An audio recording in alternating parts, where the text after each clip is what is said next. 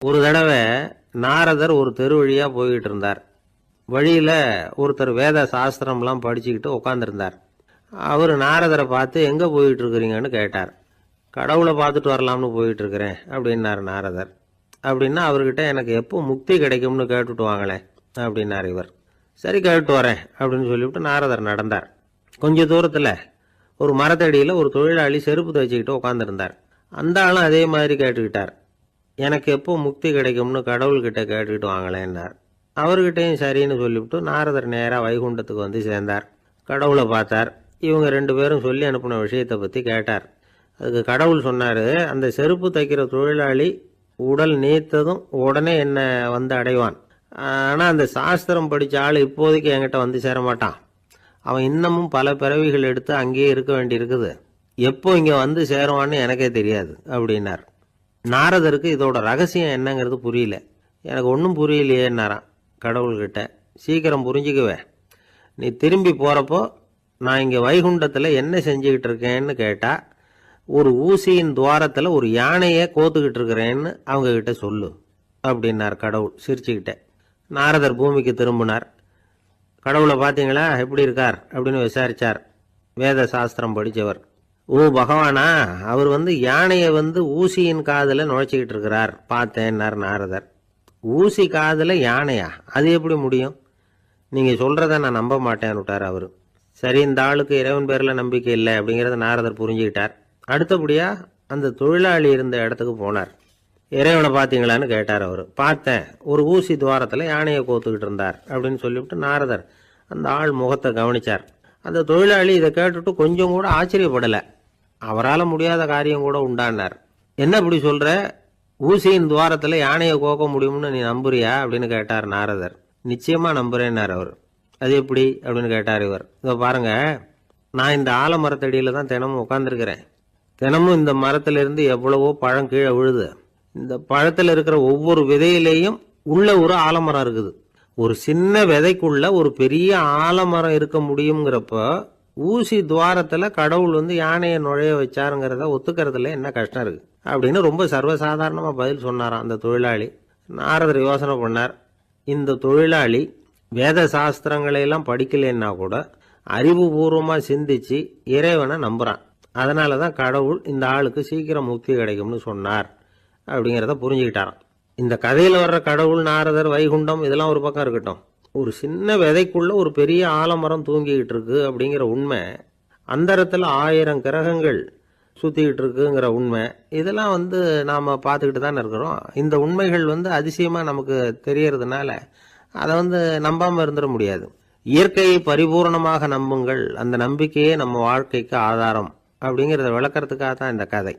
இந்த காலத்தில் நம்ம பிள்ளைங்களுக்கெல்லாம் இது மாதிரி நம்பிக்கை அதிகமாகவே இருக்குது.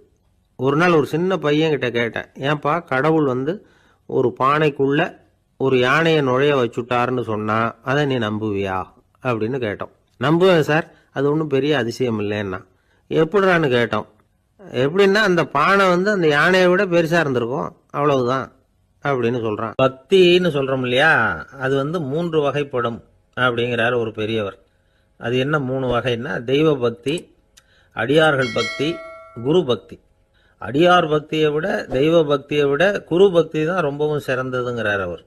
தெய்வத்துக்கிட்ட செஞ்ச பாவம் குருநாதர்கிட்ட தீர்ந்துருமா, குருநாதர்கிட்ட செஞ்ச பாவம் தெய்வத்துக்கிட்ட போனாலும் தீராதான். இப்படி பெரியவங்களாம் சொல்லி வச்சிருக்கிறாங்க. ஒரு காடு, அங்கே அயோத தௌமியர் அப்படின்னு ஒரு தபோதனர், அவர் பல மாணவர்களை ஒன்றா சேர்த்து ஒரு குருகுலம் நடத்திக்கிட்டு இருக்கிறார். பல தரப்பட்டவங்க, பல திறப்பட்டவங்க மாணவர்கள் அதில் சேர்ந்து படிச்சுக்கிட்டு இருக்கிறாங்க. பாஞ்சால ராஜகுமாரன் ஒருத்தனும் அந்த குருகுலத்தில் சேர்ந்து படிச்சுக்கிட்டு இருக்கிறான். அவன் பேர் ஆருணி. பெரிய இடத்து புள்ள, இருந்தாலும் படுப்பில் ரொம்ப கெட்டிக்காரனாக இருந்தான். அவன் தான் அங்கே முதல் மாணவன். ஒரு நாள் குருநாதர் அந்த அரசகுமாரனை கூப்பிட்டார். நம்ம குருகுலத்துக்கு சொந்தமான வயலில் தண்ணீர் பெருகி வெள்ளம் பயிரை அழிக்குதான். அதனால் நீ போய் மடையை அடைச்சிட்டு வந்துரு அப்படின்னார். அந்த அரசகுமாரன் உடனே புறப்பட்டான். குருநாதர் சொல்லிட்டார்ல, உடனே புறப்பட்டான். நான் பெரிய இடத்து பிள்ளையாச்சே, ராஜகுமாரனாச்சே, ரொம்ப செல்வாக்கூட வளர்ந்தவனாச்சே, நான் போய் வயலில் இறங்கி வேலை செய்கிறதா அப்படின்னுலாம் அவன் நினைக்கல. குருநாதர் கட்டளையை நிறைவேற்ற வேண்டியது நம்ம கடமை அப்படின்னு நினைச்சான். உடனே ஒரு மண்வெட்டியை தூக்கி தோளில் வச்சுக்கிட்டு புறப்பட்டு போயிட்டான். வயலுக்கு போனான். பார்த்தான், தண்ணி கரையை உடச்சிக்கிட்டு வயலுக்குள்ளே ஏகமாக பாஞ்சிக்கிட்டு இருக்குது. இவன் மண்வெட்டியால் களிமண்ணை புல்லோடு சேர்த்து புல் பத்த மாதிரி வெட்டி வெட்டி போட்டான். இருந்தாலும் மடையை அடைக்க முடியல. தண்ணி அதை மீறி வந்துக்கிட்டே இருக்குது. தண்ணி வேகமாக வயலுக்குள்ளே போய்கிட்டே இருக்குது. போடுற பத்தையெல்லாம் கரைஞ்சி கரைஞ்சி போயிட்டுருக்கு. இருந்தாலும் இவன் தன்னுடைய முயற்சியை கைவிடலை. வெட்டி வெட்டி போட்டுக்கிட்டே இருக்கிறான். காலையில் அங்கே போனவன் சாயந்தரம் வரைக்கும் இப்படி செஞ்சுக்கிட்டு இருக்கிறான். உடம்பும் மனசும் ரொம்பவும் சோர்ந்து போச்சு. இருந்தாலும் குருநாதர் இட்ட கட்டளையை நிறைவேற்றாமல் இருக்கிறோமேங்கிற ஒரு குறை அவனுக்கு இருக்குது. குரு கட்டளையை நிறைவேற்றாத நான் இன்னமும் இருக்கணுமா அப்படின்னு யோசனை பண்ண ஆரம்பிச்சிட்டான். என்ன செய்யலாம்னு பார்த்தான். நம்ம குருநாதர் இட்ட பணிக்காக இந்த உடம்பையே தியாகம் பண்ணலாம் அப்படின்னு முடிவு பண்ணான். தண்ணி பாயுதில் அதுக்கு குறுக்க விழுந்து அப்படியே மடையை அடைச்சிக்கிட்டு அப்படியே படுத்துட்டான். இது மற்றவங்களுக்கு தெரியாது. அன்னைக்கு ராத்திரி ஒரு விளக்கு முன்னாடி உட்காந்து குருநாதர் பிள்ளைங்களுக்கு பாடம் சொல்லி கொடுத்துக்கிட்டு இருக்கிறார். வரிசையில் இருக்கக்கூடிய ராஜகுமாரனை காணலை. நம்ம ஆருணி எங்கே போனா அப்படின்னு சொல்லி மற்ற மாணவர்களை விசாரித்தார். இப்போ அவங்க சொன்னாங்க, சுவாமி அவன் காலையில் வயலுக்கு மடையை அடைக்கிறதுக்காக போனான், நீங்கள் தான் போக சொன்னீங்க, இன்னும் திரும்பி வரல அப்படின்னு அவர் பையன். குருநாதர் உடனே ஒரு தீவெட்டி எடுத்துக்கிட்டு மாணவர்களை அழைச்சிக்கிட்டு வயலுக்கு போனார். அங்கே போய் பார்த்தா ஆளை காணும். ஆருணி ஆருணின்னு சொல்லி சத்தம் போட்டு கூப்பிட்டு பார்க்குறார். நான் இங்கே இருக்கேன் குருநாதா அப்படின்னு காலுக்கு அடியிலேருந்து ஒரு சத்தம் வருது. குனிஞ்சு பார்த்தா அவன் மடையில் படுத்துருக்கிறான். என்னப்பா இதுன்னார். காலையிலேருந்து இந்த மடையை அடைச்சி பார்த்தேன் சுவாமி, முடியல, அதனால் இப்படி குறுக்க படுத்துட்டேன். என்னை தாண்டறதுக்கு பயந்து போய் தண்ணியை தேங்கி நின்றுட்டுது அப்படின்னா. அவனுடைய குரு பக்தியையும் அவனை தாண்டறதுக்கு அஞ்சு நிற்கிற தண்ணி தேக்கத்தையும் பார்த்துட்டு எல்லாரும் ரொம்ப ஆச்சரியப்பட்டு போயிட்டாங்களாம். ஆருணி எழுந்திரிச்சு வா அப்படின்னு கூப்பிட்டாரான் குருநாதர். அவன் தண்ணீரை பொழந்துக்கிட்டு எழுந்திரிச்சு வந்தானான். அதனால அவனுக்கு உத்தாலகன் அப்படின்னு ஒரு பேர். உத்தாலகன்னா தண்ணீரை பிளந்தவன் அர்த்தம்.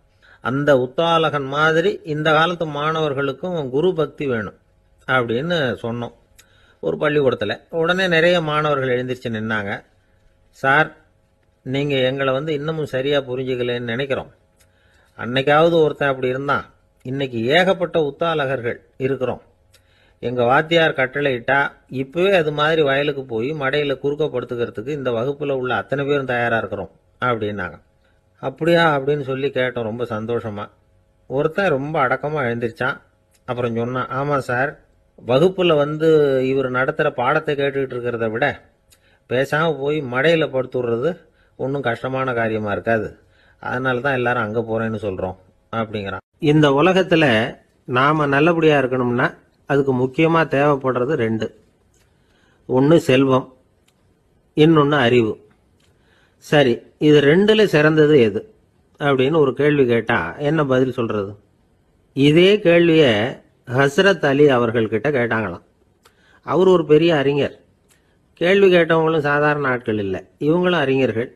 ஒரு நாள் ஹஸ்ரத் அலி அவர்கள்கிட்ட 10 அறிஞர்கள் வந்தாங்களாம். ஐயா, நாங்கள் 10 பேரும் உங்ககிட்ட ஒரே கேள்வியை தான் கேட்க வந்திருக்கிறோம், ஆனால் எங்கள் 10 பேருக்கும் நீங்கள் தனித்தனியாக பதில் சொல்ல முடியுமா அப்படின்னு கேட்டிருக்காங்க. அதாவது அவங்க ஒரே கேள்விக்கு இவர்கிட்ட இருந்து 10 விதமான பதில் எதிர்பார்க்குறாங்க. சரி கேளுங்க, என்ன கேள்வி அப்படின்னார் அவர். அப்போதான் அவங்க கேட்டாங்களாம், செல்வம் அறிவு இது ரெண்டுல சிறந்தது எது? இதுதான் கேள்வி. ஹஸ்ரத் அலி என்ன பண்ணார் தெரியுமா? அவங்கள ஒவ்வொருத்தராக கூப்பிட்டார். ஒவ்வொரு விதமான பதிலை சொல்லி அனுப்புனார். முதல்ல ஒருத்தரை கூப்பிட்டார், சொன்னார், அறிவுங்கிறது தீர்க்கதரிசிகள், ஞானிகள், மகான்கள் இவங்களோட பரம்பரை சொத்து. ஆனால் செல்வம்ங்கிறது கொடுங்கோலரின் ஆயுதம், அதனால் அறிவு தான் சிறந்தது அப்படின்னார். 2வது ஆளை கூப்பிட்டார். உங்ககிட்ட செல்வம் இருந்தால் நீங்கள் தான் அதை காப்பாற்றணும், ஆனால் அறிவு உங்களை எப்பவும் காப்பாற்றும், ஆகவே அறிவு தான் சிறந்தது அப்படின்னார். 3வது ஆளை கூப்பிட்டார். செல்வந்தனுக்கு எப்போதும் விரோதிகள் அதிகம், ஆனால் அறிஞனுக்கு நண்பர்கள் அதிகம், அதனால் அறிவு தான் சிறந்ததுன்னார். அடுத்தவரை கூப்பிட்டார். செல்வம் அடுத்தவங்களுக்கு கொடுக்க கொடுக்க குறையும், ஆனால் கல்விங்கிறது அதிகரிச்சுக்கிட்டே வரும், கொடுக்கறதுனால குறையாது, அதனால் அறிவு தான் சிறந்ததுன்னார். இன்னொருத்தரை கூப்பிட்டார். அறிவுள்ளவன் எப்பவும் அதை அடுத்தவங்களுக்கு வாரி வழங்கிக்கிட்டே இருப்பான், அதனால் அவங்ககிட்ட தாராளத்தன்மை இருக்கும், ஆனால் செல்வந்தன்கிட்ட கஞ்சத்தனம் தான் இருக்கும், அதனால் அறிவு தான் சிறந்ததுன்னார். 6வது நபரை கூப்பிட்டார். செல்வத்தை கள்வர்கள் திருடிட்டு போக முடியும், ஆனால் அறிவை அப்படி திருடிக்கிட்டு போக முடியாது அப்படின்னார். 7வது நபரை கூப்பிட்டார். செல்வம் கால ஓட்டத்தில் அழிஞ்சிரும், ஆனால் அறிவை கால ஓட்டம் ஒன்றும் பண்ண முடியாது, ஆகவே அறிவே சிறந்ததுன்னார். 8வது ஆளை கூப்பிட்டு சொன்னார், செல்வத்துக்கு எப்பவும் எல்லை உண்டு, நிறை உண்டு, அளவு உண்டு, கணக்கு உண்டு, ஆனால் அறிவுக்கு அப்படிப்பட்ட எல்லை எதுவும் கிடையாது, அதனால் அதுதான் சிறந்ததுன்னார். அடுத்தவனை கூப்பிட்டார். செல்வம் உள்ளத்தில் உள்ள ஒளியை போக்கிவிடும், இருட்டை உண்டாக்கிவிடும், விரிந்த மனப்பான்மையை குறுகலாக்கிவிடும். ஆனால் அறிவு அப்படி இல்லை, இருண்ட உள்ளத்தில் ஒளியை பாய்ச்சி அதை விசாலப்படுத்துது, அதுதான் சிறந்ததுன்னார். கடைசியாக 10வது நபரை கூப்பிட்டார். செல்வம் மனசில் செருக்கை உண்டாக்குது, ஆணவத்தை ஏற்படுத்துது, அதனால் நானே கடவுள்னு நினைக்கிற அளவுக்கு மனுஷனை தாழ்த்தி விடுது. ஆனால் அறிவு பணிவையும் பண்பாட்டையும் வளர்க்குது, அதனால் அறிவு தான் சிறந்ததுன்னார். ஆக இப்படி 10 பேருக்கும் 10 விதமாக பதில் சொன்னது மூலமாக ஹஸ்ரத் அலி அவர்கள் அறிவு தான் செல்வத்தை விட சிறந்தது அப்படிங்கிறதுக்கு 10 காரணங்களை சுட்டி காட்டியிருக்கார். அந்த அறிஞர் 10 பேர் கேட்ட ஒரே கேள்விக்கு 10 பதில் சொன்னார். நமக்கு வேண்டிய ஒருத்தர் 10 பேர் கேட்ட கேள்விக்கு ஒரே பதில் சொல்லி சமாளித்தார். கேள்வி என்ன தெரியுமா? என்கிட்ட வாங்கின கடனை எப்பயா திருப்பி கொடுக்க போற? இதுதான் அந்த 10 பேரும் கேட்ட ஒரே கேள்வி. இந்த மாதம் 26ஆம் தேதி தந்துடுறேன் அப்படிங்கிற ஒரே பதில் சொல்லி அவ்வளவு பேரையும் இவர் அனுப்பி வச்சுட்டாராம். எல்லாரும் போனதுக்கு அப்புறம் இவரை தனியாக கூப்பிட்டு கேட்டிருக்கிறாங்க, அது என்ன சார் கணக்கு, 26ஆம் தேதி அன்னைக்கு என்ன அதிசயம் நடக்க போகுது அப்படின்னு கேட்டிருக்காங்க. அதிசயம் அன்னைக்கு இல்லை, அதுக்கு முத நாளே நடக்க போகுதுன்னாராம். விவரமாக சொல்லுங்கன்னு இருக்காங்க. வேற ஒன்றும் இல்லைங்க, 26ஆம் தேதி தானே எல்லாரையும் வர சொல்லியிருக்கிறேன், அதுக்கு முத நாளே நான் புறப்பட்டு தலைமறைவாயிட போகிறேன் அப்படின்னாராம் ரொம்ப பெருமையாக. ஒரு ஊரில் ஒரு ராஜா இருந்தார். அவர் ஒரு பூனை வளர்த்தார். ரொம்ப செல்லமாக அவர் அந்த பூனையை வளர்த்தார். அவர் என்ன பண்ணுவார் தெரியுமா? இரவு நேரத்தில் அந்த பூனையோட தலையில் ஒரு விளக்க வச்சிருவார். அந்த பூனை ரொம்ப ஜாக்கிரதையாக அந்த விளக்கு கீழே விழுந்துடாமல் பார்த்துக்கும். தலையை ஆட்டாமல் ரொம்ப நிதானமாக ராஜா பின்னாடி நடந்து போய்கிட்டே இருக்கும். அந்த விளக்கு வெளிச்சத்தில் எல்லா வேலைகளையும் செஞ்சிருவார். கையில் ஒரு விளக்கை தனியாக எடுத்துகிட்டு போக வேண்டிய அவசியமே இல்லை. விளக்கை தூக்கிட்டு போகிற வேலையை அந்த பூனை பார்த்துக்கும். அதனால் ராஜாவுக்கு அந்த பூனை மேலே ரொம்ப பிரியம். மந்திரிகளையெல்லாம் கூப்பிட்டு அவங்ககிட்ட சொல்லுவார், பார்த்தீங்களா இந்த பூனை எவ்வளவு விசுவாசமாக நடக்குது, என் பேரில் எவ்வளவு மரியாதை பார்த்தீங்களா அதுக்கு அப்படிம்பார். இதை கேட்டுவிட்டு அங்கிருந்த அமைச்சர்களில் ஒருத்தர் சொன்னார், மன்னா நீங்கள் சொல்கிறது சரிதான், இருந்தாலும் இந்த பூனையோட விசுவாசத்தை நாம் கொஞ்சம் சோதித்து பார்க்க வேண்டியிருக்கு அப்படின்னாராம். சரி, உங்கள் ஆசையை ஏன் கெடுக்கணும், நல்லா சோதிச்சு பாருங்க அப்படின்னு சொல்லிவிட்டார் ராஜா. உடனே அந்த அமைச்சர் என்ன பண்ணார் தெரியுமா? எங்கேயோ புறப்பட்டு போனார். ஒரு 5-6 எலிகளை பிடிச்சிக்கிட்டு வந்தார். அரண்மனையில் ராஜா ஏதோ வேலை பார்த்துக்கிட்டு இருக்கிறாரு. பக்கத்தில் அந்த பூனை ரொம்ப பணிவாக நின்றுக்கிட்டு இருக்குது. அது தலையில் விளக்கு எரிஞ்சிக்கிட்டு இருக்கு. அமைச்சர் தான் பிடிச்சிக்கிட்டு வந்த எலிகளை அந்த பூனை பார்வையில் படுறது மாதிரி எதிரில் விட்டார். அந்த எலிகள்லாம் அங்கேயும் இங்கேயும் ஓட ஆரம்பிச்சுது. அதை பார்த்தது பூனை, அவ்வளவுதான். தலையில் இருக்கிற விளக்கை பற்றியும் கவலைப்படலை, ராஜாவை பற்றியும் கவலைப்படல. ஒரே பாய்ச்சலாக பாஞ்சு எலிகளை துரத்த ஆரம்பிச்சுட்டுது. தலையில் இருந்த விளக்கு எங்கேயோ போய் விழுந்தது, அணைஞ்சு போச்சு. இருட்டில் ராஜா தடுமாற ஆரம்பிச்சுட்டார். இந்த சமயத்தில் அந்த அமைச்சர் மறுபடியும் விளக்கை ஏற்றினார், வெளிச்சம் வந்தது. அதுக்கப்புறம் அந்த அமைச்சர் பேசினார், அரசே பூனையோட விசுவாசத்தை பார்த்தீங்களா? எலி அது கண்ணில் படுற வரைக்கும் தான் விசுவாசமாக இருந்தது. அது மாதிரி எலியை பார்த்ததும் எல்லாத்தையும் விட்டுட்டு அதை துரத்த ஆரம்பிச்சுட்டு பார்த்தீங்களா? தான் அந்த பூனையை பற்றி நினைச்சது தப்புங்கிறது அதுக்கப்புறம் தான் அந்த ராஜாவுக்கு புரிஞ்சுதான். சரி, இப்போ எதுக்கு இந்த கதையெல்லாம் அப்படிங்கிறீங்களா? இந்த பூனை மாதிரி தான் நம்ம மனசும். மனசை எவ்வளவுதான் பயிற்சி கொடுத்து பக்குவமாக வச்சிருந்தாலும் பார்க்கறதுக்கு பரமசாது மாதிரி தான் இருக்கும். பார்க்க வேண்டியதை பார்த்துட்டுதுன்னா பாஞ்சிரும். இந்த பூனை மாதிரி புலன் இன்ப பொருள்கள் கிட்டாத வரைக்கும் மனம் அடங்கி இருக்கிறது மாதிரி தான் தெரியும். கொஞ்சம் வாய்ப்பு கிடைச்சாலும் அது குதிக்க ஆரம்பிச்சிடும், தப்பு பண்ண ஆரம்பிச்சிடும். பெரிய பெரிய முனிவர்கள் வாழ்க்கையில் நடந்த வீழ்ச்சி இதை தான் நிரூபிக்குது. புலன்களின் ஆற்றல் அதிகம், அதனால மனக்கட்டுப்பாடு பயிற்சிகளில் ரொம்ப எச்சரிக்கையாக இருக்கணுங்கிறார் சுவாமி சிவானந்தர். மது பழக்கத்தையே விட்டுவிட்டேன்னு உறுதியாக இருப்பான். கடை கண்ணில் பட்டுவிட்டதுன்னா கால் அவனை கேட்காமலே இழுத்துக்கிட்டு உள்ளே போயிடும். இதுதான் மனசுங்கிறது. அதுதான் அந்த ராஜா வளர்த்த பூனை. நம்மால் ஒருத்தன் அந்த ராஜா பூனை தலையில் விளக்க வச்சது மாதிரி இவன் தன்னுடைய தலையிலேயே ஒரு விளக்கை ஏற்றி வச்சுக்கிட்டு என்னத்தையோ தேட ஆரம்பித்தான். தேடிக்கிட்டு இருக்கிறான். தலையை ஆட்டாமல் நிதானமாக நடந்து ரொம்ப நேரமாக தேடிட்டு இருக்கிறான். அந்த சமயம் அங்கே வந்த ஒருத்தர், என்னத்தை தேடுறீங்கன்னு கேட்டார். அதுதான் மறந்து போச்சு அப்படின்னு இழுத்தான். சரி, கொஞ்சம் இப்படி உட்காருங்க, ஞாபகம் வந்ததும் தேட ஆரம்பிக்கலாம் அப்படின்னார் அவர். இவன் கொஞ்ச நேரம் உட்காந்து யோசிச்சான். அப்புறம் திடீர்னு எழுந்திரிச்சான். ஞாபகம் வந்துட்டுதுன்னா. என்னன்னு கேட்டார். எங்கள் வீட்டில் இருந்த விளக்க எங்கே வச்சேன்னு தெரியல, அதை தான் தேடிட்டு இருக்கிறேன், ஏற்றி வைக்கலாம்னு பார்க்குறேன் அப்படின்னா. ஒரு ராஜா இருந்தார். நாடு பூராவும் நிறைய மரங்களை நட்டு வளர்க்கணுங்கிறது அவரோட ஆசை. தானே அதுக்கு முன்மாதிரியாக இருக்கணும்னு நினைச்சார். அரண்மனையை சுற்றி மரங்களை நட்டு வளர்த்தார். இதை பார்த்துட்டு ஜனங்களும் அவங்கவுங்க வீட்டை சுற்றி மரக்கன்றுகளை நட்டு வளர்த்தாங்க. கொஞ்ச காலத்தில் ஊர் பூரா பசுமையாக மாறிச்சு. எல்லாருக்கும் சந்தோஷமாக இருந்தது. இது ஒரு பக்கம் இருக்கட்டும். இப்போ நான் சொல்ல போகிற கதை வேற. அதாவது அந்த ராஜா ஒரு நாள் தன்னுடைய அரண்மனையை சுற்றி இருக்கிற விதவிதமான மரங்களை எல்லாம் போய் பார்த்தார். எப்படி இருக்கிறீங்க அப்படின்னு ஒவ்வொரு மரத்துக்கிட்டையும் விசாரிச்சாராம். எந்த மரமும் சந்தோஷமாக இருக்கிறதா தெரியல. அதுக்கும் மனசில் ஒரு குறை. முதல்ல ஆலமரத்துக்கிட்ட போனார். அது சொல்லிச்சு, மண்ணா, நான் நல்லா பெருசாக வளர்ந்துருக்கிறேன், அடர்த்தியாக இருக்கிறேன், கிளையெல்லாம் 4 பக்கமும் நல்லா படர்ந்து தான் இருக்குது, இருந்தாலும் எந்த பிரயோஜனமும் இருக்கிறதா தெரியல எனக்கு. என்னுடைய பழம்லாம் ரொம்ப சின்னதாக இருக்குது, என் கண்ணுக்கு சரியாக புறப்பட மாட்டேங்குது. நான் இருக்கிற சைஸுக்கு என்னுடைய கிளையில் இருக்கிற பழம்லாம் எவ்வளவு பெருசாக இருக்கணும், அது இத்தினூண்டு இருக்கிறது எனக்கு பெரிய அவமானமாக இருக்குது. இப்படி இங்கே நின்றுக்கிட்டு இருக்கிறதே ரொம்ப கூச்சமாக இருக்குது. ஒரு நல்ல புயல் வந்ததுன்னா பேசாமல் சாஞ்சு விடலாமான்னு பார்க்குறேன் அப்படின்னு புலம்புது ஆலமரம். சரி இருக்கட்டும்னு நினச்சிக்கிட்டு ராஜா அடுத்தபடியாக ஒரு அத்தி மரத்துக்கிட்ட போனார். அதுவும் புலம்ப ஆரம்பிச்சிட்டுது. நான் கூட பெரிய மரம் தான், இல்லை இலையெல்லாம் அழகாக தான் இருக்குது, பழம் அழகாக இருக்குது, இருந்தாலும் உள்ள விஷயம் இல்லையே, அத்தி பழத்தை புட்டு பார்த்தா அத்தனையும் சொத்தை அப்படின்னு பழமொழியே உண்டாயிட்டுதே. இப்படி ஒரு கெட்ட பேரோட நான் இருக்கணுமா அப்படின்னு புலம்புது அது. சரி இது இருக்கட்டும் அப்படின்னு சொல்லி அடுத்தபடியாக வேப்ப மரத்துக்கிட்ட போனார். அது தன்னுடைய வேதனையை வெளியிட்டது. எனக்கு எவ்வளவோ மருத்துவ குணங்கள்லாம் இருக்கிறதா சொல்லிக்கிறாங்க, இருந்தாலும் என்ன பிரயோஜனம், என்னுடைய பழத்தை மனிதர்கள் யாரும் விரும்பி சாப்பிட்றது இல்லையே அப்படின்னுது.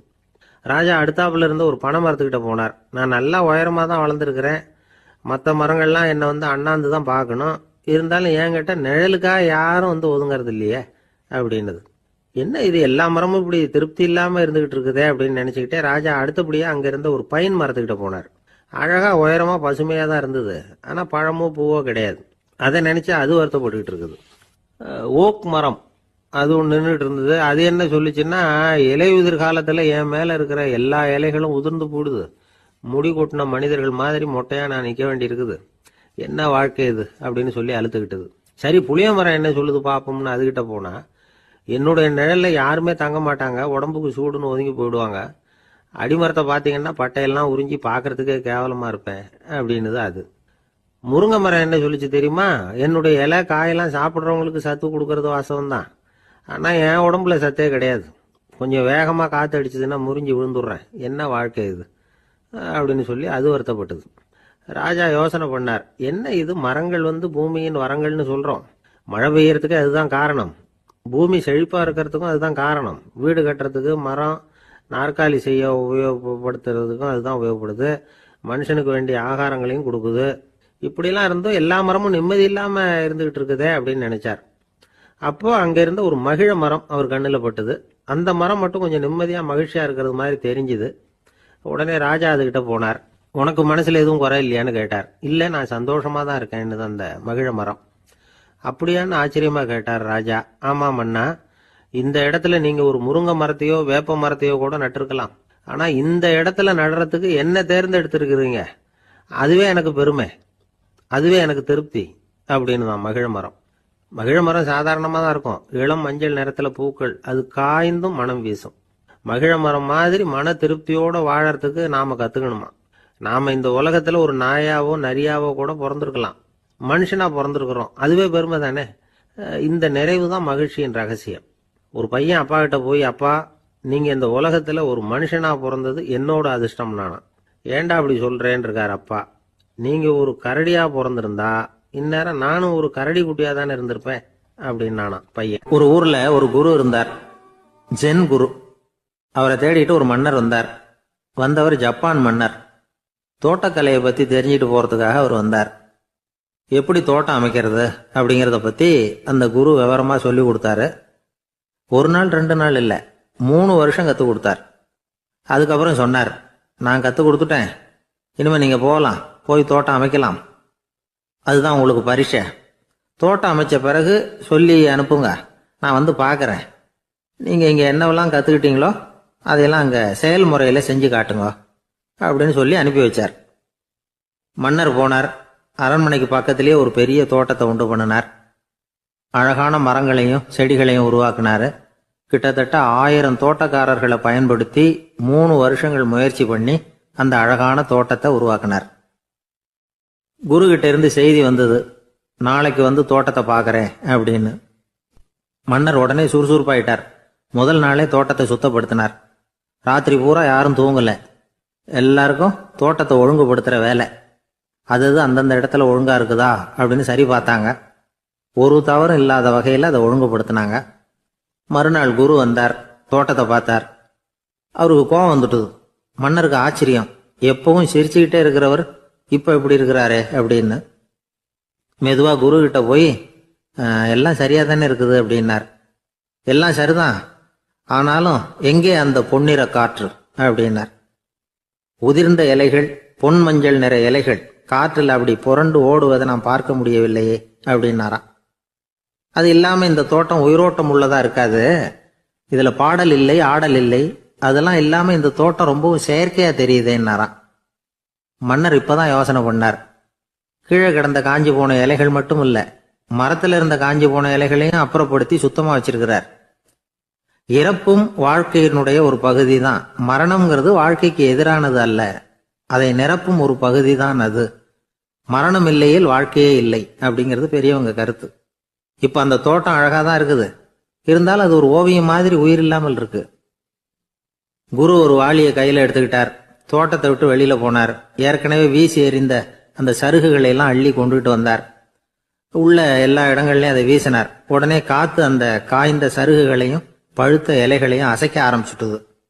இப்போ அங்க சலசல சத்தம், சங்கீதம், இலைகளின் நடனம், ஓவியம் மாதிரி இருந்த அந்த தோட்டத்துக்கு இப்போ உயிர் வந்துட்டுது. இதுதான் அந்த பொன்னான காற்று அப்படின்னாராம் குரு. மன்னருக்கு புரிஞ்சுது. மிகப்பெரிய ஜென் கேள்வி ஒன்று உண்டு. உம்மான் அப்படிங்கிற ஒரு பெரிய குருவை பார்த்து துறவி ஒருத்தர் கேட்டாராம், இலைகள் எல்லாம் கீழே விழுந்து மரங்கள் மொட்டையாக இருக்கும் பொழுது என்ன நடக்கும்? இதுதான் கேள்வி. இதுக்கு உம்மான் சொன்ன பதில் பொன்னான காற்று, தி கோல்டன் விண்ட் அப்படின்னாராம். இதுக்கு என்ன விளக்கம்னா, உன்னுடைய எண்ணங்கள் எல்லாம் உன்னுடைய மனசிலிருந்து கீழே விழுந்து உனது உள்ளுணர்வானது மொட்டையாக நிற்கும் நிலைதான் அது. உனது வேர்களின் அருகில் காற்று வீசுகிறது. எல்லா எண்ணங்களும் உன்னிலிருந்து வெகு தூரத்துக்கு புரண்டு கொண்டே சென்று விடுகிறது. நீ அவற்றை கடந்து விட்டால் நீ அவைகளுக்கெல்லாம் மேலெழுந்து கீழே பார்ப்பவனைப் போல நிற்க ஆரம்பித்து விடுவாய். அதுதான் தியானம் என்பது அப்படின்னு சொல்றாங்க. தியானம்ங்கிறது எண்ணத்துக்கு எதிரானது இல்லை. தியானம்ங்கிறது எண்ணங்களை கடந்து செல்வதுதான். அதுக்கப்புறம் நாம பொன்னிற காற்றுல ஆட ஆரம்பிச்சிருவோம். இதுதான் பெரியவர்கள் சொல்றது. என்கிட்ட ஒருத்தர் தோட்டம் அமைக்கணும்னு யோசனை கேட்டு வந்தார். எல்லாம் சொல்லி கொடுத்தேன். செடிகள்லாம் செழிப்பா வளரணும்னா வேர் காயாம பார்த்துக்குங்க, தினமும் தண்ணி விடுங்க அப்படின்னு சொல்லி அனுப்பி வச்சேன். 1 மாசம் கழிச்சு ஒரு தோட்டத்தை பார்க்கறதுக்காக போனேன். போய் பார்த்தா எல்லா செடியும் வாடி கிடக்குது. என்னங்க இப்படி பண்ணிவிட்டீங்கன்னு. நீங்க சொன்னபடிதான் செஞ்சேன்னார்.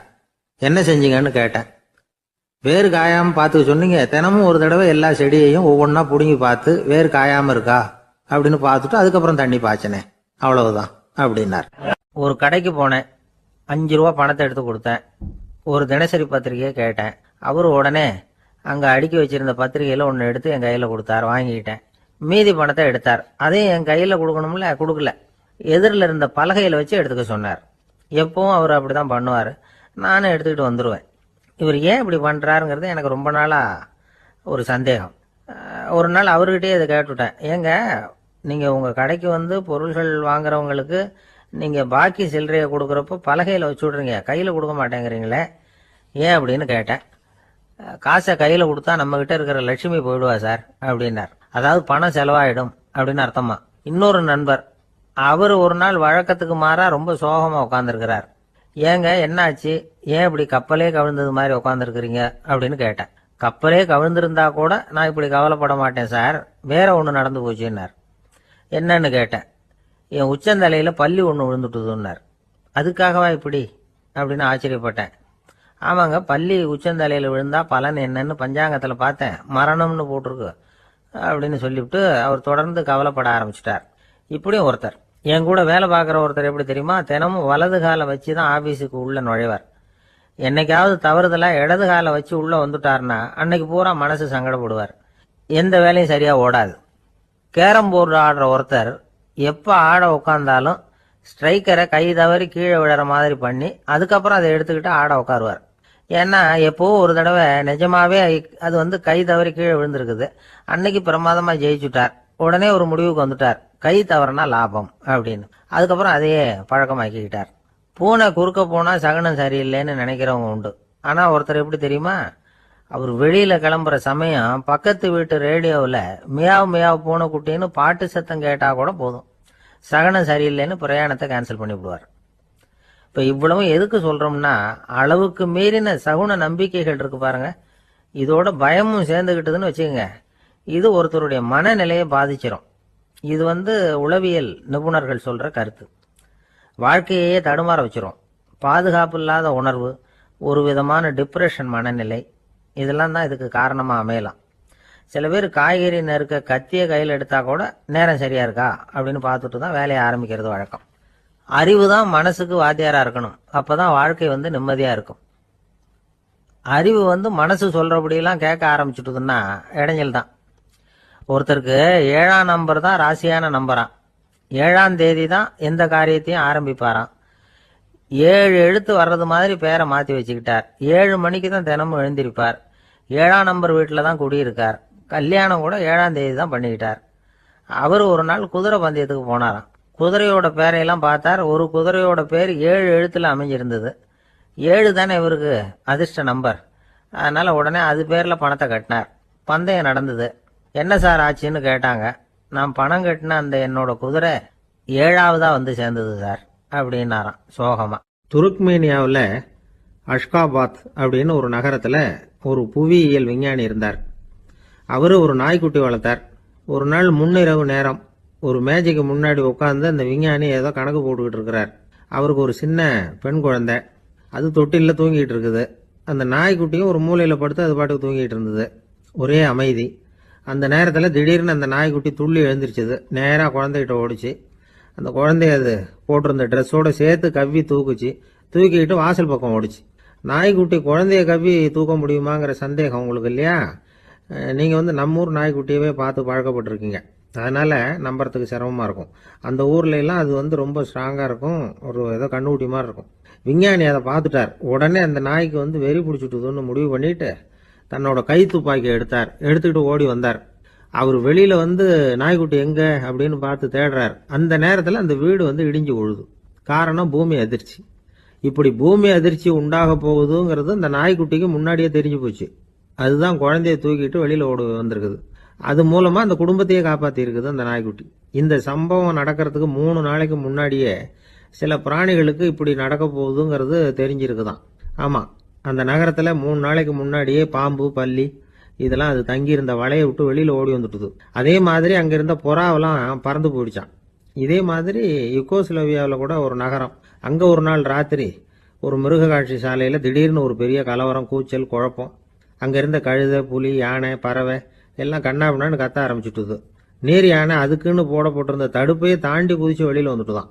மறுநாள் தான் எல்லாருக்கும் விஷயம் புரிஞ்சுது. அடுத்த நாள் காலையில அங்க பூமி அதிர்ச்சி உண்டாயிட்டுது.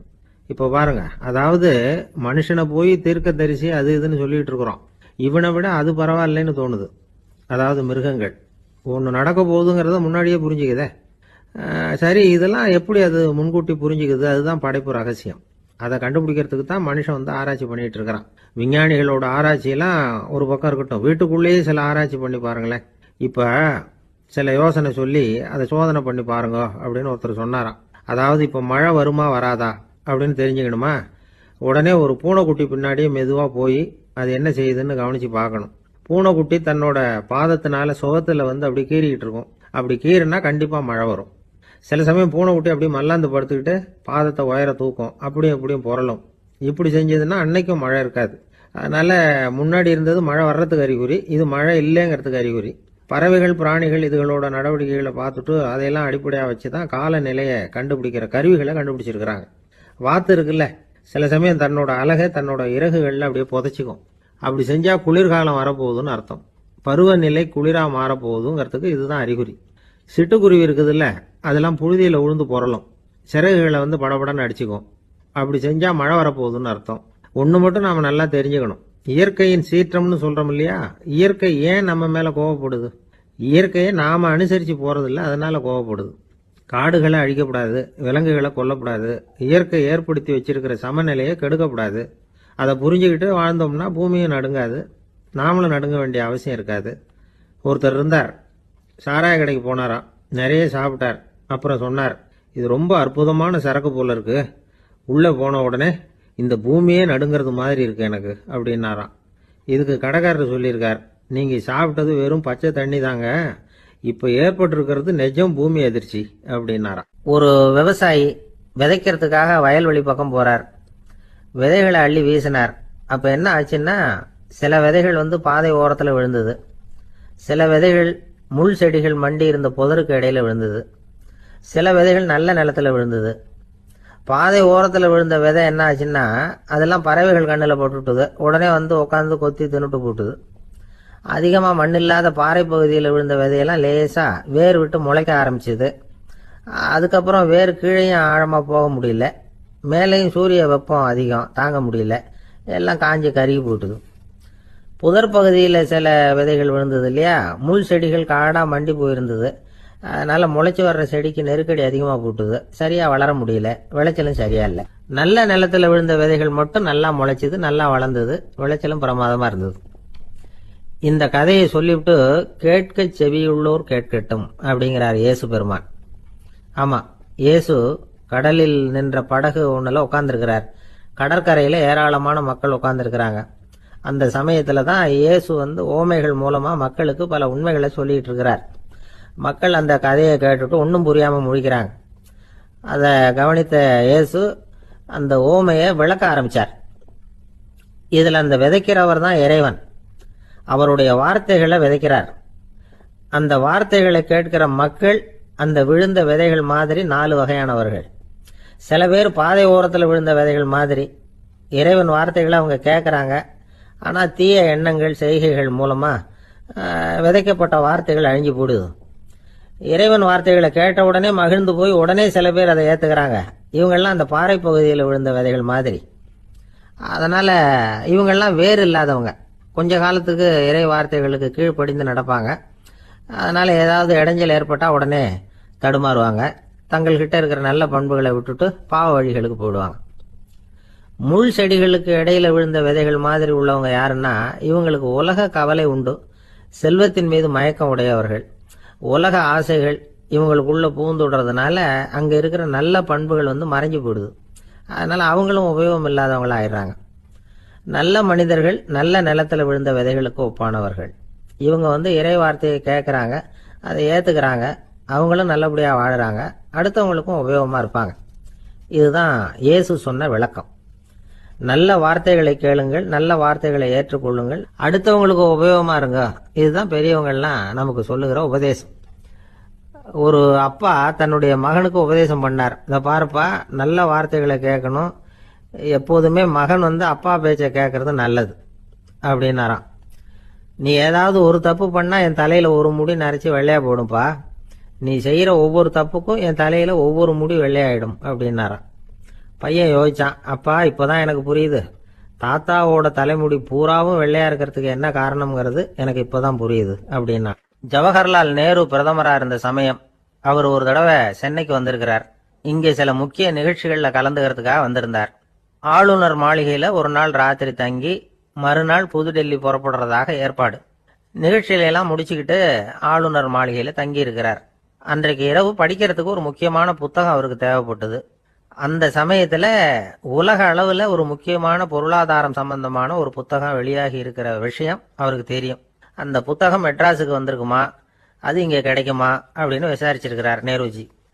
அவர் இப்படி கேட்ட உடனே அங்கே இருந்தவங்கெல்லாம் ரொம்ப பரபரப்பாக செயல்பட ஆரம்பிச்சுட்டாங்க. முக்கியமான இடங்கள்ல எல்லாம் விசாரிச்சிருக்கிறாங்க, அந்த புத்தகம் உங்ககிட்ட இருக்கான்னு. சென்னையில் உள்ள கன்னிமாரா நூல் நிலையத்துக்கு எப்படியும் அந்த புத்தகம் வந்திருக்கணும் அப்படின்னு ஒரு நம்பிக்கை. அங்கே விசாரித்தாங்க. அந்த புத்தகம் 2 நாளைக்கு முன்னாடி தான் அங்கே வந்திருக்குது அப்படிங்கிற விஷயம் தெரிஞ்சுது. உடனே எல்லாரும் அங்கே ஓடினாங்க. அவங்களுக்கு இன்னொரு சந்தேகம், புத்தகம் வந்திருக்கு சரி, அது இந்த சமயத்தில் வேற யாரும் படிக்கிறதுக்கு எடுத்துகிட்டு போயிருக்கக்கூடாதே அப்படிங்கிற சந்தேகம் இருந்தாலும் மனசுக்குள்ள ஒரு தைரியம், இப்படி ஒரு புத்தகம் வெளிவந்திருக்கிற விஷயமே நேருஜி சொல்லி தான் நமக்கே தெரியும். அதுவும் இல்லாமல் உலக பொருளாதாரம் சம்பந்தமான ஏதோ ஒரு புத்தகம் அது. அதை போய் இந்த நேரத்தில் அவ்வளவு ஆர்வமாக யார் எடுத்துகிட்டு போயிட போகிறாங்க அப்படிங்கிற தைரியம். இந்த தைரியத்தோடு அந்த நூல் நிலையத்துக்கு ஓடினாங்க. புத்தகத்தை தேடினா அது கிடைக்கல. யாரோ எடுத்துகிட்டு போயிருக்கிறாங்க. நேருவுக்கு மட்டுமே தெரிஞ்சிருந்த அந்த புத்தகம் பற்றின விஷயம் சென்னையில் வேற ஒருத்தருக்கும் தெரிஞ்சிருக்குது. உடனே எல்லாரும் பரபரப்பா அந்த அதுக்குன்னு இருக்கிற ரிஜிஸ்டர் இருக்குல்ல, பதிவேடு, அதை புரட்டி பார்க்குறாங்க யார் எடுத்துகிட்டு போகிறாங்கன்னு தெரிஞ்சுக்கிறதுக்காக. எடுத்துகிட்டு போனவங்க அதில் கையெழுத்து போட்டிருப்பாங்கல்ல, அதை பார்த்து யாருன்னு தெரிஞ்சுக்கலாம் அப்படிங்கிறதுக்காக தான் அதை புரட்டுறாங்க. அதோ அந்த புத்தகத்தோட பேர் பக்கத்தில் அதை எடுத்துக்கிட்டு போனவங்க கையெழுத்து. உத்து பார்க்குறாங்க எல்லாரும். அதில் போட்டிருக்குது பேர் CN அண்ணாதுரை அப்படின்னு எழுதியிருந்தது. அவர் தான் பேரறிஞர் அண்ணா. நேரு படிக்க விரும்பின ஒரு புத்தகத்தை அதே நேரம் படிக்க விரும்பின இன்னொரு தலைவர் இவர். படிக்கிறதுல அவருக்கு இருந்த ஆர்வத்தை நாம் தெரிஞ்சுக்கணும்னா அதுக்கு எவ்வளவோ சம்பவங்கள் இருக்குது. கடைசி காலத்தில் அவர் அடையார் மருத்துவமனையில் படுத்திருக்கிறார். அவருக்கு ஒரு முக்கியமான அறுவை சிகிச்சை செய்ய வேண்டியிருக்குது அவசரமாக. அமெரிக்காவிலேருந்து டாக்டர் மில்லர் வந்திருக்கிறார். அவர்கிட்ட கேட்குறார், டாக்டர் நாளைக்கே அறுவை சிகிச்சை செய்ய போகிறீங்களா அப்படின்னு. ஆமாங்கிறார் டாக்டர் மில்லர். நாளைக்கு மறுநாள் செஞ்சுக்கிறேனே அப்படின்னாரான் அண்ணா. ஏன் ஏதாவது நாள் பார்க்குறீங்களான்னு கேட்டிருக்கார். இல்லை, ஒரு புத்தகத்தை படிச்சுக்கிட்டு இருக்கிறேன், அதை நாளைக்குள்ளே முடிச்சிருவேன், அதுக்கப்புறம் நான் இறந்தாலும் கவலை இல்லை அப்படின்னாரான் இவர். அவர் தான் அறிஞர் அண்ணா. சங்ககால நூல்கள்லேருந்து சமீபத்தில் வந்த நூல்கள் வரைக்கும் எல்லாம் அவர் படிச்சிருக்கிறார். ஒரு திருமண விழாவில் அவர் பேசும்பொழுது சொன்ன விஷயம் இது. சங்க காலத்தில் காதலியை மணக்க விரும்புகிறவனுக்கு அவனுடைய தந்தை வீர சோதனைகள்லாம் வைப்பார். போய் புலிப்பல் கொண்டுக்கிட்டு வா, அப்போதான் என் பொண்ணை கொடுப்பேன் அப்படின்னு சொல்லுவார். காதலன் உடனே காட்டுக்கு போவான், ஒரு புலியை கொன்று அதனுடைய பல்லை கொண்டுகிட்டு வருவான். அதை வீர பதக்கத்தில் பதிச்சு அவனுக்கு மாமனார் சூட்டுவார் கல்யாண சமயத்தில். இப்போலாம் காதலன் கிட்ட அப்படி சொல்ல முடியாது. இப்போலாம் காதலன் கிட்ட காட்டுக்கு போய் புலிப்பல் கொண்டுகிட்டு வான்னு யாராவது சொன்னால் புலி தான் மாப்பிள்ளையாக வந்து சேரும் அப்படின்னா. வாழ்க்கையில் சில சந்தர்ப்பங்களில் நாம் சில அவமானங்களை சந்திச்சே தீர வேண்டியிருக்கு. என்ன பண்ணுறது, காலம் அப்படி. அவமானப்படுறவங்க உடனே அடங்கி போயிடுறது தான் உலக வழக்கம். அவமானப்பட்டால் உடனே சீறி எழறவங்களும் உண்டு. ஆனால் அதையே ஒரு சவாலாக எடுத்துக்கிட்டு முன்னுக்கு வர்றவங்களும் சில பேர் இருக்கிறாங்க. அவங்க ரொம்ப அபூர்வம். இன்றைக்கி மனோதத்துவ நிபுணர்கள்லாம் என்ன சொல்கிறாங்க தெரியுமா? அவமானப்பட்டுட்டா உடனே அடங்கி போயிடக்கூடாதான். அதையே ஒரு சவாலாக எடுத்துக்கிட்டு மனசில் ஒரு வைராக்கியத்தோடு முயற்சி பண்ணினா வாழ்க்கையில் எல்லாரும் முன்னேறலாமா. அவமானங்கிறத நாம் வைராக்கியமாக மாற்றிக்கணும். அதுதான் வெற்றிக்கு வழி. ராமர் இந்த பூமியில் பிறந்ததே ஒரு வைராக்கியத்தினால தான் சார் அப்படின்னார் ஒருத்தர். எப்படிங்க அது அப்படின்னு கேட்டேன். அவர் சொன்னார், தசரதருக்கு ராமர் குழந்தையா பிறக்கணும், அப்போ தான் இங்கே இருக்கிற கஷ்டங்கள்லாம் நீங்கும் அப்படின்னு சர்வ லோகமும் எதிர்பார்த்துக்கிட்டு இருக்குது. ஆனால் அவர் எப்போ பிறப்பார் அப்படின்னு யாருக்கும் தெரியல. அந்த காரியம் சீக்கிரம் நடக்கணுமே, அதுக்கு என்ன பண்ணுறது? நாரதர் வந்தார் ஒரு நாள் தசரதரை தேடி. தசரதா, உனக்கு ஒரு செய்தி தெரியுமான்னு ஆரம்பித்தார். அவர் எப்பவும் இப்படித்தானே ஆரம்பிக்கிறது வழக்கம். என்ன விஷயம்னு கேட்டார் தசரதர்.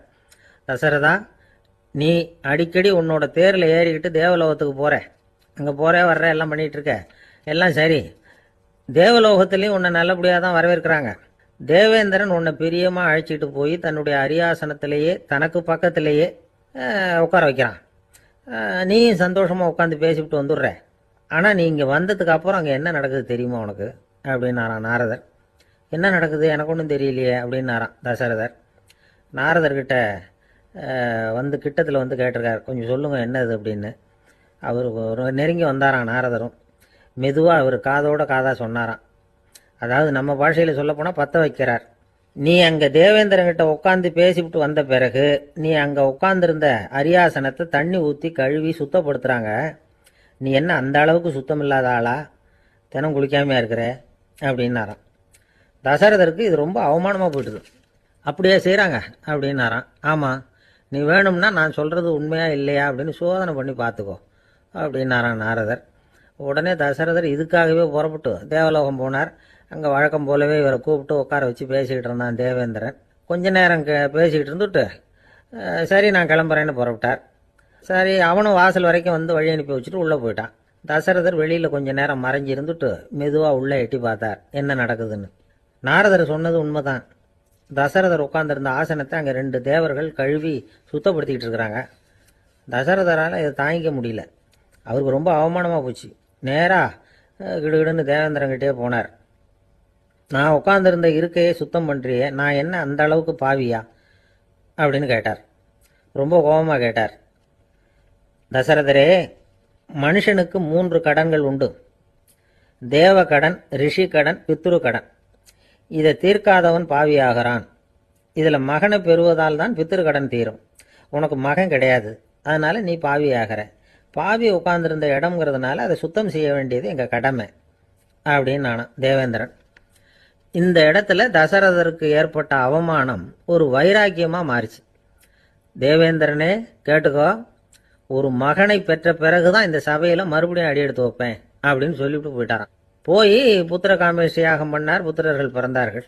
இந்த கதையில் உள்ள கருத்து என்னன்னா, தேவேந்திரன் தசரதரை அப்படி அவமானப்படுத்தலைன்னா அவருக்கு இப்படி ஒரு வைராக்கியம் பிறந்திருக்குமா?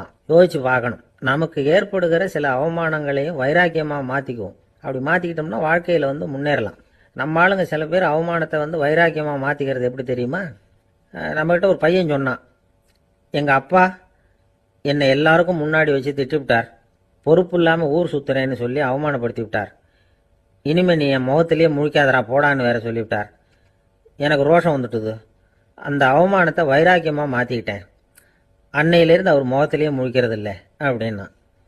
அப்படியான்னு கேட்டோம். ஆமாங்க, அவர் வீட்டில் இல்லாத நேரமாக பார்த்து உள்ள சமையல் கட்டுக்கு போய் சாப்பிட்டுட்டு நைஸாக வெளியில் வந்துடுவேன் அப்படிங்கிறான். ஒரு ஊரில் ஒரு சித்தர் இருந்தார், சூஃபி சித்தர். அவர் ஞானம் பெற்ற ஒரு சித்தர்.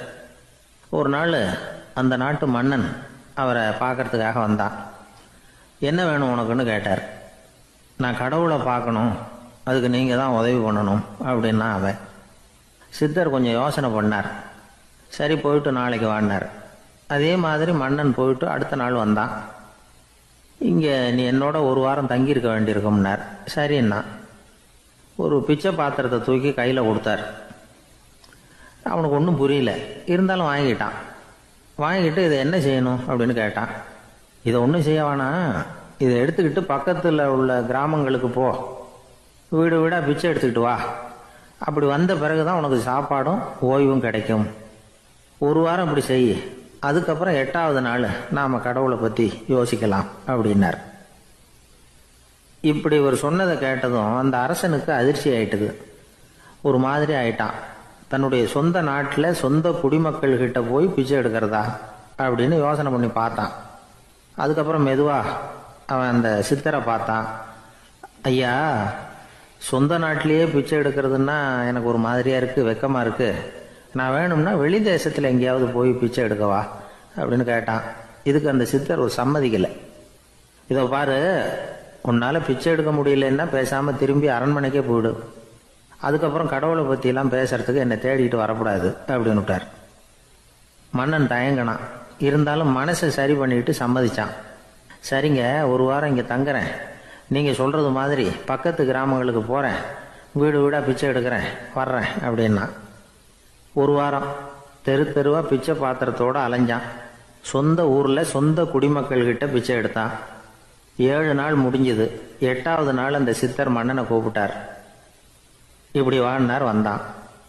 இனிமே நீ கடவுளை பற்றி என்கிட்ட கேட்கலாம்னார். இனிமே கேட்கறதுக்கு ஒன்றுமே இல்லை சுவாமின்னா இவன். ஒரு வார காலம் பிச்சை எடுத்த பிறகு தான் கடவுளை காண முடியும் அப்படின்னு நான் கனவு கூட காணவில்லைன்னா. அப்படின்னா நீ பிச்சை எடுத்த காலத்தில் அப்படி என்னதான் நடந்தது அப்படின்னு கேட்டார் அவர்.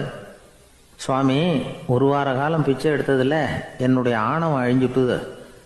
அது இப்போ இருக்கிற இடமே தெரியல. இப்போ அதை காணவே காணோம். பிச்சைக்காரனாக இருந்தப்போ பெற்றதை மன்னனாக இருக்கும்போது பெற முடியாதுங்கிறத புரிஞ்சுக்கிட்டேன் அப்படின்னா மன்னன். அடக்கம் பிறந்தவுடன் தெய்வீக கதவுகள் திறந்து கொள்ளுகின்றன அப்படிங்கிறார் ஓஷோ.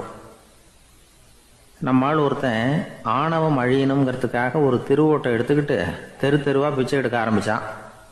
என்ன, தெய்வீக கதவுகள் திறந்துதா அப்படின்னு கேட்டார் ஒருத்தர்.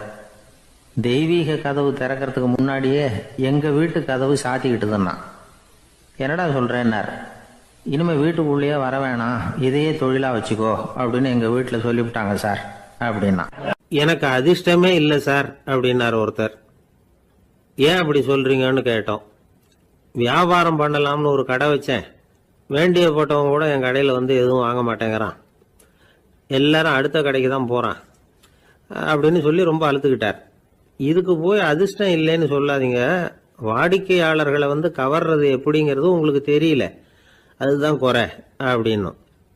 சார், உங்களுக்கு தெரிஞ்ச அந்த ரகசியத்தை எனக்கும் கொஞ்சம் சொல்லி கொடுங்களேன் அப்படின்னார். சரி, உங்கள் காதை இப்படி கொடுங்க அப்படின்னு சொல்லி அது சம்பந்தமாக பெரிய வல்லுநர்கள் சொல்லியிருக்கிற கருத்துக்களை அவர்கிட்ட சொல்ல ஆரம்பித்தோம். அதாவது இந்த வாடிக்கையாளர்களை கவர்றதுக்கு வல்லுநர்கள் பல ஆலோசனைகளை ஏற்கனவே சொல்லி வச்சிருக்கிறாங்க. அது சம்பந்தமாக அனுபவப்பட்டவங்க, அதை தெரிஞ்சு வச்சுக்கணும்.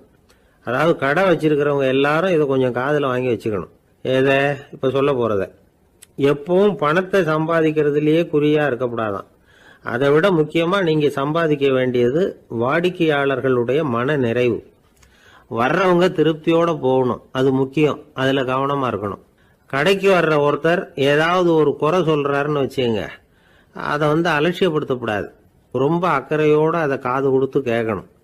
அப்படியா சார், அதை நான் அவசியம் கவனிக்கிறேன் அப்படின்னு சொல்லணும்.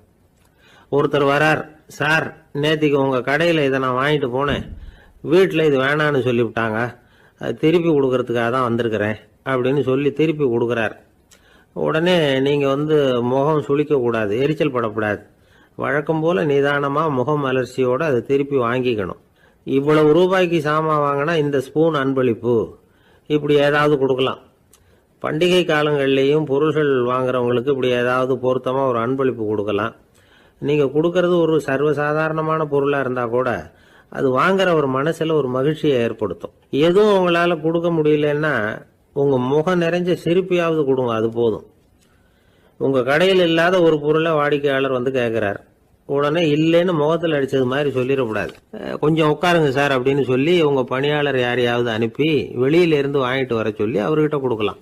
சில பேர் உங்கள் கடைக்கு வரும்பொழுது அவங்க வீட்டு குழந்தைகளையும் கூப்பிட்டுக்கிட்டு வர்றாங்கன்னு வைங்க. நீங்கள் என்ன செய்யணும்னா அந்த குழந்தைகளை முதல்ல கவனிக்கணும். அது கண்ணத்தை கிள்ளணும், அதுகிட்ட விளையாடணும், அதுக்கு ஏதாவது மிட்டாய் பிஸ்கட் எதையாவது கொடுத்து அது கவனத்தை கவரணும். அதுக்கப்புறம் பெரியவங்களை கவனிக்கலாம். உங்கள் கடையில் வேலை செய்கிற பணியாளர்கள் சுத்தமாக இருக்கணும், சிரிச்ச முகம், சுறுசுறுப்பு, இது ரெண்டும் அவங்களுக்கு தேவை. அழுது வடிஞ்சிக்கிட்டு இருக்கக்கூடாது. அப்புறம் இன்னொரு விஷயம், அதிகமாக பொருள் வாங்குற ஒருத்தர்கிட்ட அதிக மரியாதையாகவும் குறைச்சலாக பொருள் வாங்குறவர்கிட்ட வேற விதமாகவும் நடந்துக்கக்கூடாது. எல்லாருக்கிட்டையும் சமமாக நடந்துக்கணும். 5 ரூபாய்க்கு வாங்கினாலும் சரி, 500 ரூபாய்க்கு வாங்கினாலும் சரி, அவங்கக்கிட்ட நீங்கள் காட்டுற மரியாதையில் வித்தியாசம் இருக்கக்கூடாது.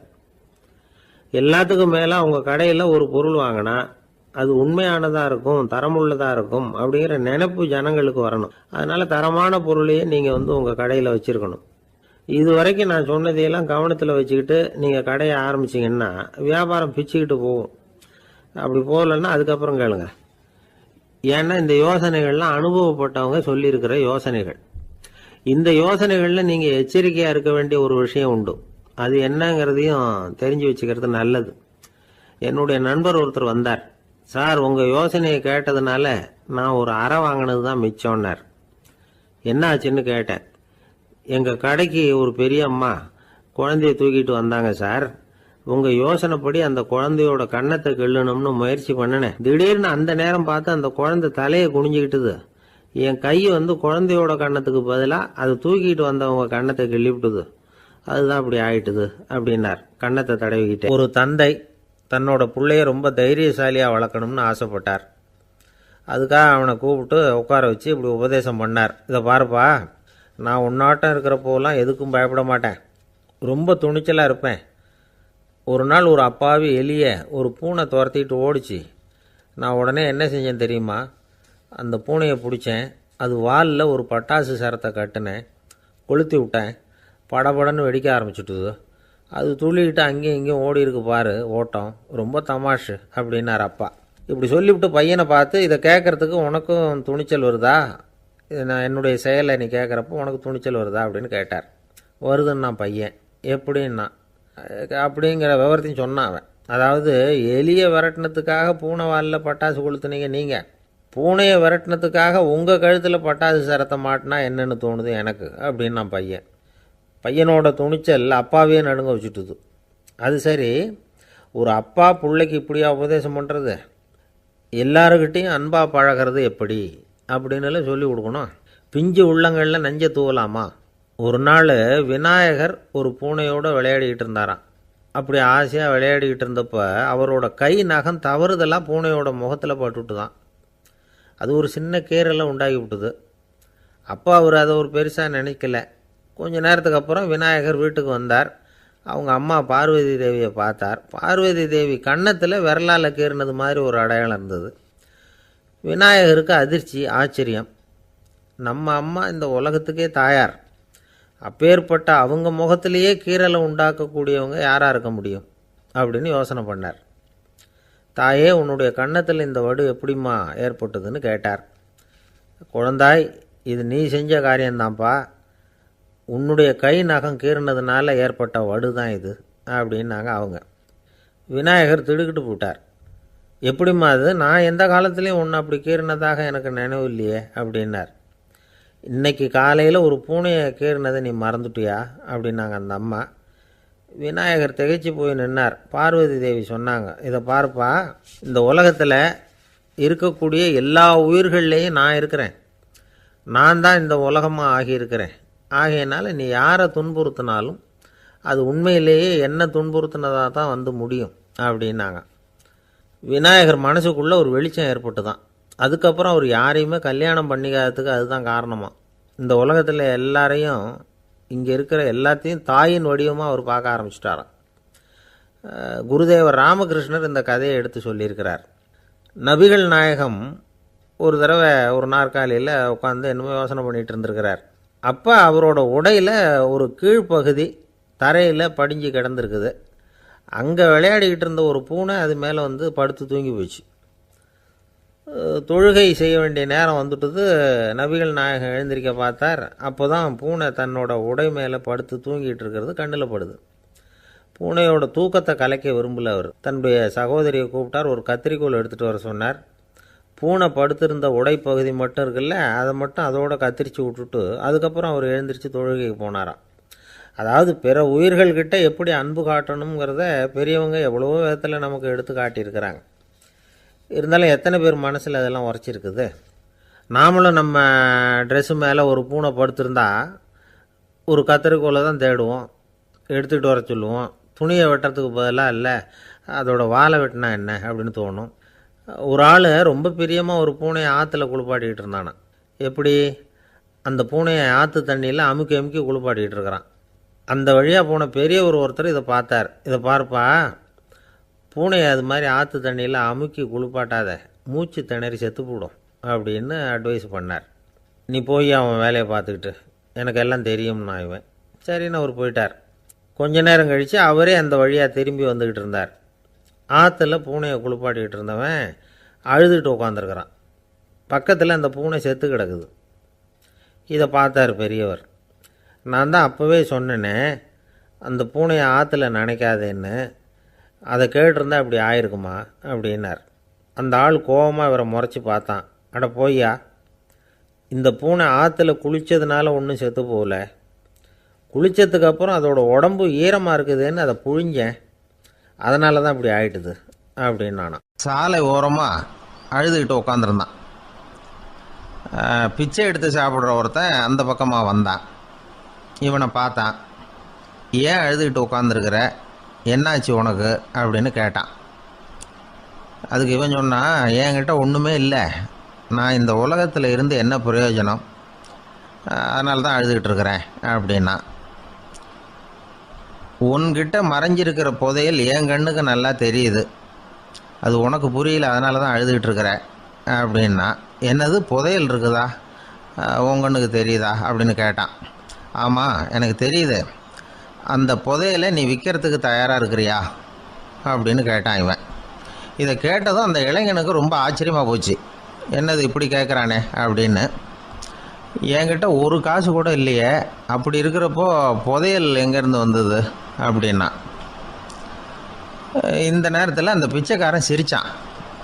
இப்படி தான் இந்த உலகத்தில் எல்லோரும் சொல்லிகிட்டு இருக்கிறாங்க, என்கிட்ட ஒன்றுமே இல்லை ஒன்றுமே இல்லைன்னு சொல்லி. ஆனால் அவங்கக்கிட்ட தான் புதையல் இருக்குது, நீ வேணும்னா என் கூட வா, நம்ம நாட்டு அரசர்கிட்ட போவோம். உங்ககிட்ட இருக்கிற புதையலை அவர் நல்ல விலைக்கு எடுத்துக்குவார் அப்படின்னா. அது எப்படி உனக்கு தெரியும்னா, இதுக்கு முன்னாடியும் இது மாதிரி பல பேரை நான் ராஜா கிட்ட அழைச்சிட்டு போயிருக்கிறேன். அதனால தான் உன்னை பார்த்தேன், உன்னையும் கூப்பிடுறேன். நீ சரின்னு சொன்னால் உன்னை அழைச்சிட்டு போகிறேன். உங்ககிட்ட இருக்கிற புதையலை அவர் நல்ல விலை கொடுத்து எடுத்துக்குவார் அப்படின்னு சொன்னான். இவன் இப்படி சொல்கிறது அந்த இளைஞனுக்கு ஒன்றுமே புரியல. இது என்னது இந்த ஆள் இப்படி சொல்லிகிட்டு இருக்கிறான், நம்மக்கிட்ட என்ன இருக்குது, அதுவும் இல்லாமல் இவனே பிச்சை எடுத்து சாப்பிட்டுக்கிட்டு இருக்கிறான், இவன் போய் நம்மளை ராஜா கிட்ட அழைச்சிட்டு போகிறதா போகிறேங்கிறானே என்ன அப்படின்னு சொல்லி அவன் யோசனை பண்ணான். என்ன யோசிக்கிற, உனக்கு பணம் வேணும்னா என்னோட வா அப்படின்னா. இளைஞன் ஒரு முடிவுக்கு வந்தான். சரி, இங்கேயே உட்காந்துக்கிட்டு இருக்கிறத விட அங்கேயாவது போய் பார்ப்போமே, இங்கே அழுதுட்டு உட்காந்துருக்கிறதுல என்ன பிரயோஜனம், ஏதோ கூப்பிட்றான் போய் பார்த்துட்டு வருவோமே அப்படின்னு சொல்லி அவன் கூட புறப்பட்டான். பிச்சைக்காரன் முன்னாடி போயிட்டே இருக்கிறான், இந்த இளைஞன் பின்னாடி நடந்து போயிட்டுருக்கான். 2 பேரும் அரண்மனையை நோக்கி போகிறாங்க. பாதி வழி போயிருப்பாங்க. வழியில் அந்த பிச்சைக்காரன் சொன்னான், இதை பாரு, முன்னாடியே சில விஷயங்களை நாம் பேசிக்க வேண்டியிருக்கு. சரியாக தெளிவாக முடிவு எடுத்துக்கிட்டு அதுக்கப்புறம் ராஜா கிட்ட போகணும். ஏன்னா அங்கே போய் அது முடியாது இது முடியாதுன்னு நாம் நமக்குள்ளே சண்டை போட்டுக்கிட்டு இருக்க முடியாது. ராஜாவுக்கு விலையை பற்றி கவலையே இல்லை, எவ்வளவு சொன்னாலும் நமக்கு பணம் கிடச்சிரும். ஆனால் அதுக்கப்புறம் நான் இதை விற்கிறதுக்கு தயாராக இல்லைன்னு சொல்லிடக்கூடாது. அதனால் புதையலை விற்கிறதா இல்லையாங்கிறத இங்கேயே தெளிவாக முடிவு செஞ்சுக்கணும். இல்லைன்னா ராஜா கிட்ட போய் அங்கே போய் குழப்பிக்கிட்டு இருக்க முடியாது அப்படின்னு சொன்னான். இளைஞனுக்கு ஒன்றுமே புரியல. என்ன சொல்கிற நீ, என்கிட்டயா புதையலா, எங்கே இருக்குது அப்படின்னு சொல்லி குழம்பி போனான். இப்போது அந்த பிச்சைக்காரன் சொன்னான், இதை பாரு, இப்போ உதாரணத்துக்கு உன்னுடைய கண்களை எடுத்துக்கோ, அதுக்கு நீ என்ன விலை கேட்டுற போகிற, நான் அதுக்கு ராஜா கிட்டே இருந்து ஒரு 50,000 ரூபா வாங்கி தர முடியும். உன்னுடைய இருதயத்தை கொடுக்குறியா, 20 லட்சம் ரூபா வாங்கி தரேன்.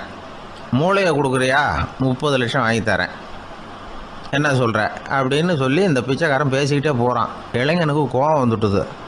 என்ன உளர்ற, உனக்கு என்ன பைத்தியமா, கண்ணையும் மூளையையும் இருதயத்தையுமா விற்பாங்க, என்ன விலை கொடுத்தாலும் அதையெல்லாம் நான் விற்கிறதுக்கு தயாராக இல்லை, நான் விற்க மாட்டேன், அதை கொடுத்துட்டு நான் என்ன பண்ணுறது, இப்படி நான் மட்டும் இல்லை யாருமே இதை விற்கிறதுக்கு தயாராக இருக்க மாட்டாங்க அப்படின்னு சொன்னான் அந்த இளைஞன். இவன் இப்படி சொன்னதும் அந்த பிச்சைக்காரன் வாய் விட்டு சிரிக்க ஆரம்பிச்சுட்டான். இப்போ பைத்தியமானது நானா நீயா, லட்சக்கணக்கான கோடிக்கணக்கான ரூபாய் பொறுமானம் உள்ள பொருள்களை உங்ககிட்டயே வச்சுக்கிட்டு விற்க முடியாதுன்னு சொல்கிற நீ தான் ஏழை, என்கிட்ட ஒன்றுமே இல்லைன்னு மரத்தடியில் உட்காந்து அழுதுகிட்டு இருக்கிறியே அப்படின்னு சொன்னான்.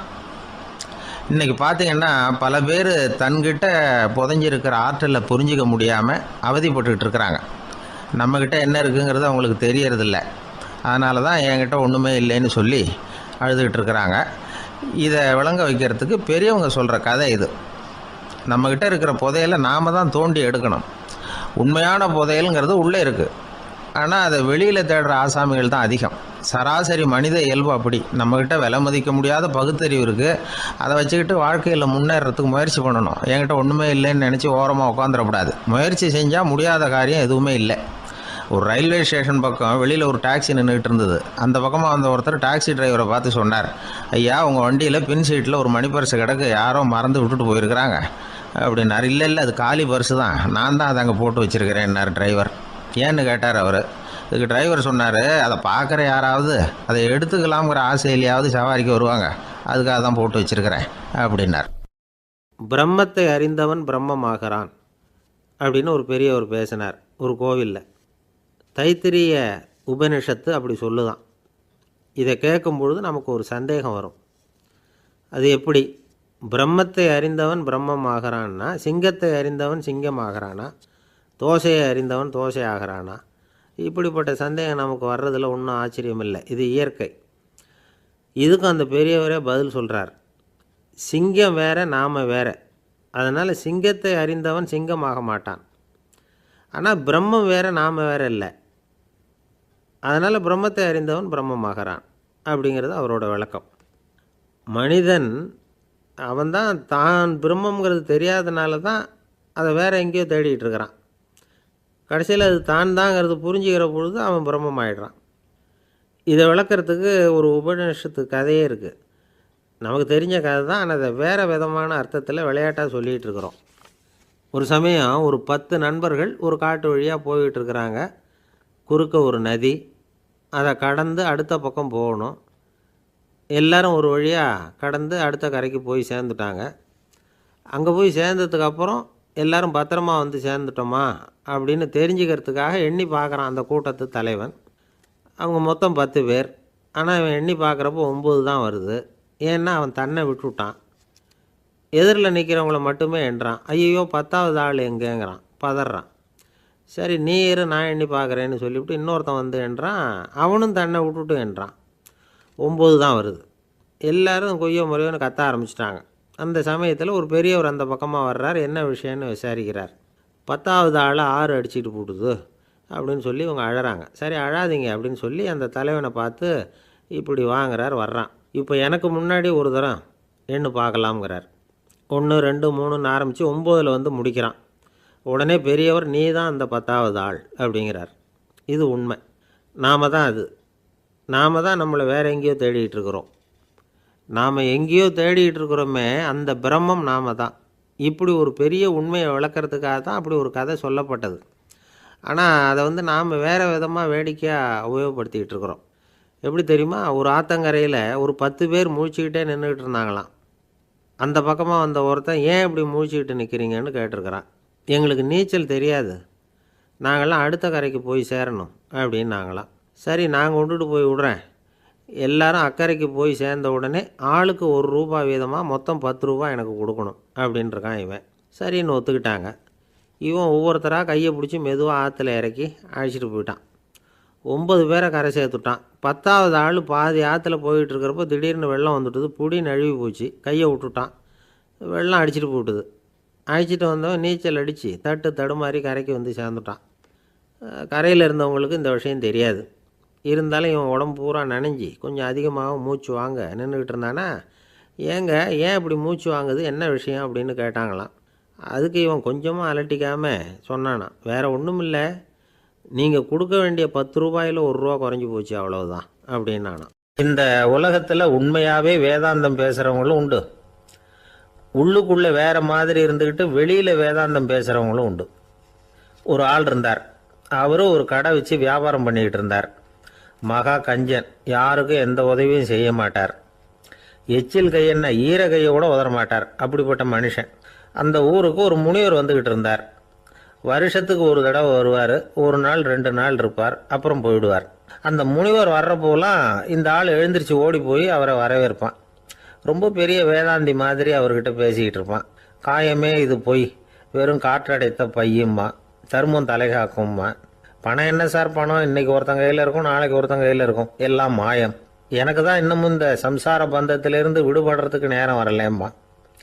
அந்த முனிவரும் இந்த ஆள் இப்படி சொல்கிறத கேட்ட உடனே, ஏப்பா அப்படி சொல்கிற, இப்போ கூட நீ சரின்னு சொல்லு, உனக்கு தீட்சை கொடுத்து இதிலேருந்து விடுபடுற ஞானத்தை போதிக்கிறேன் பார். உடனே அந்த ஆள் என்ன சொல்லுவான் தெரியுமா?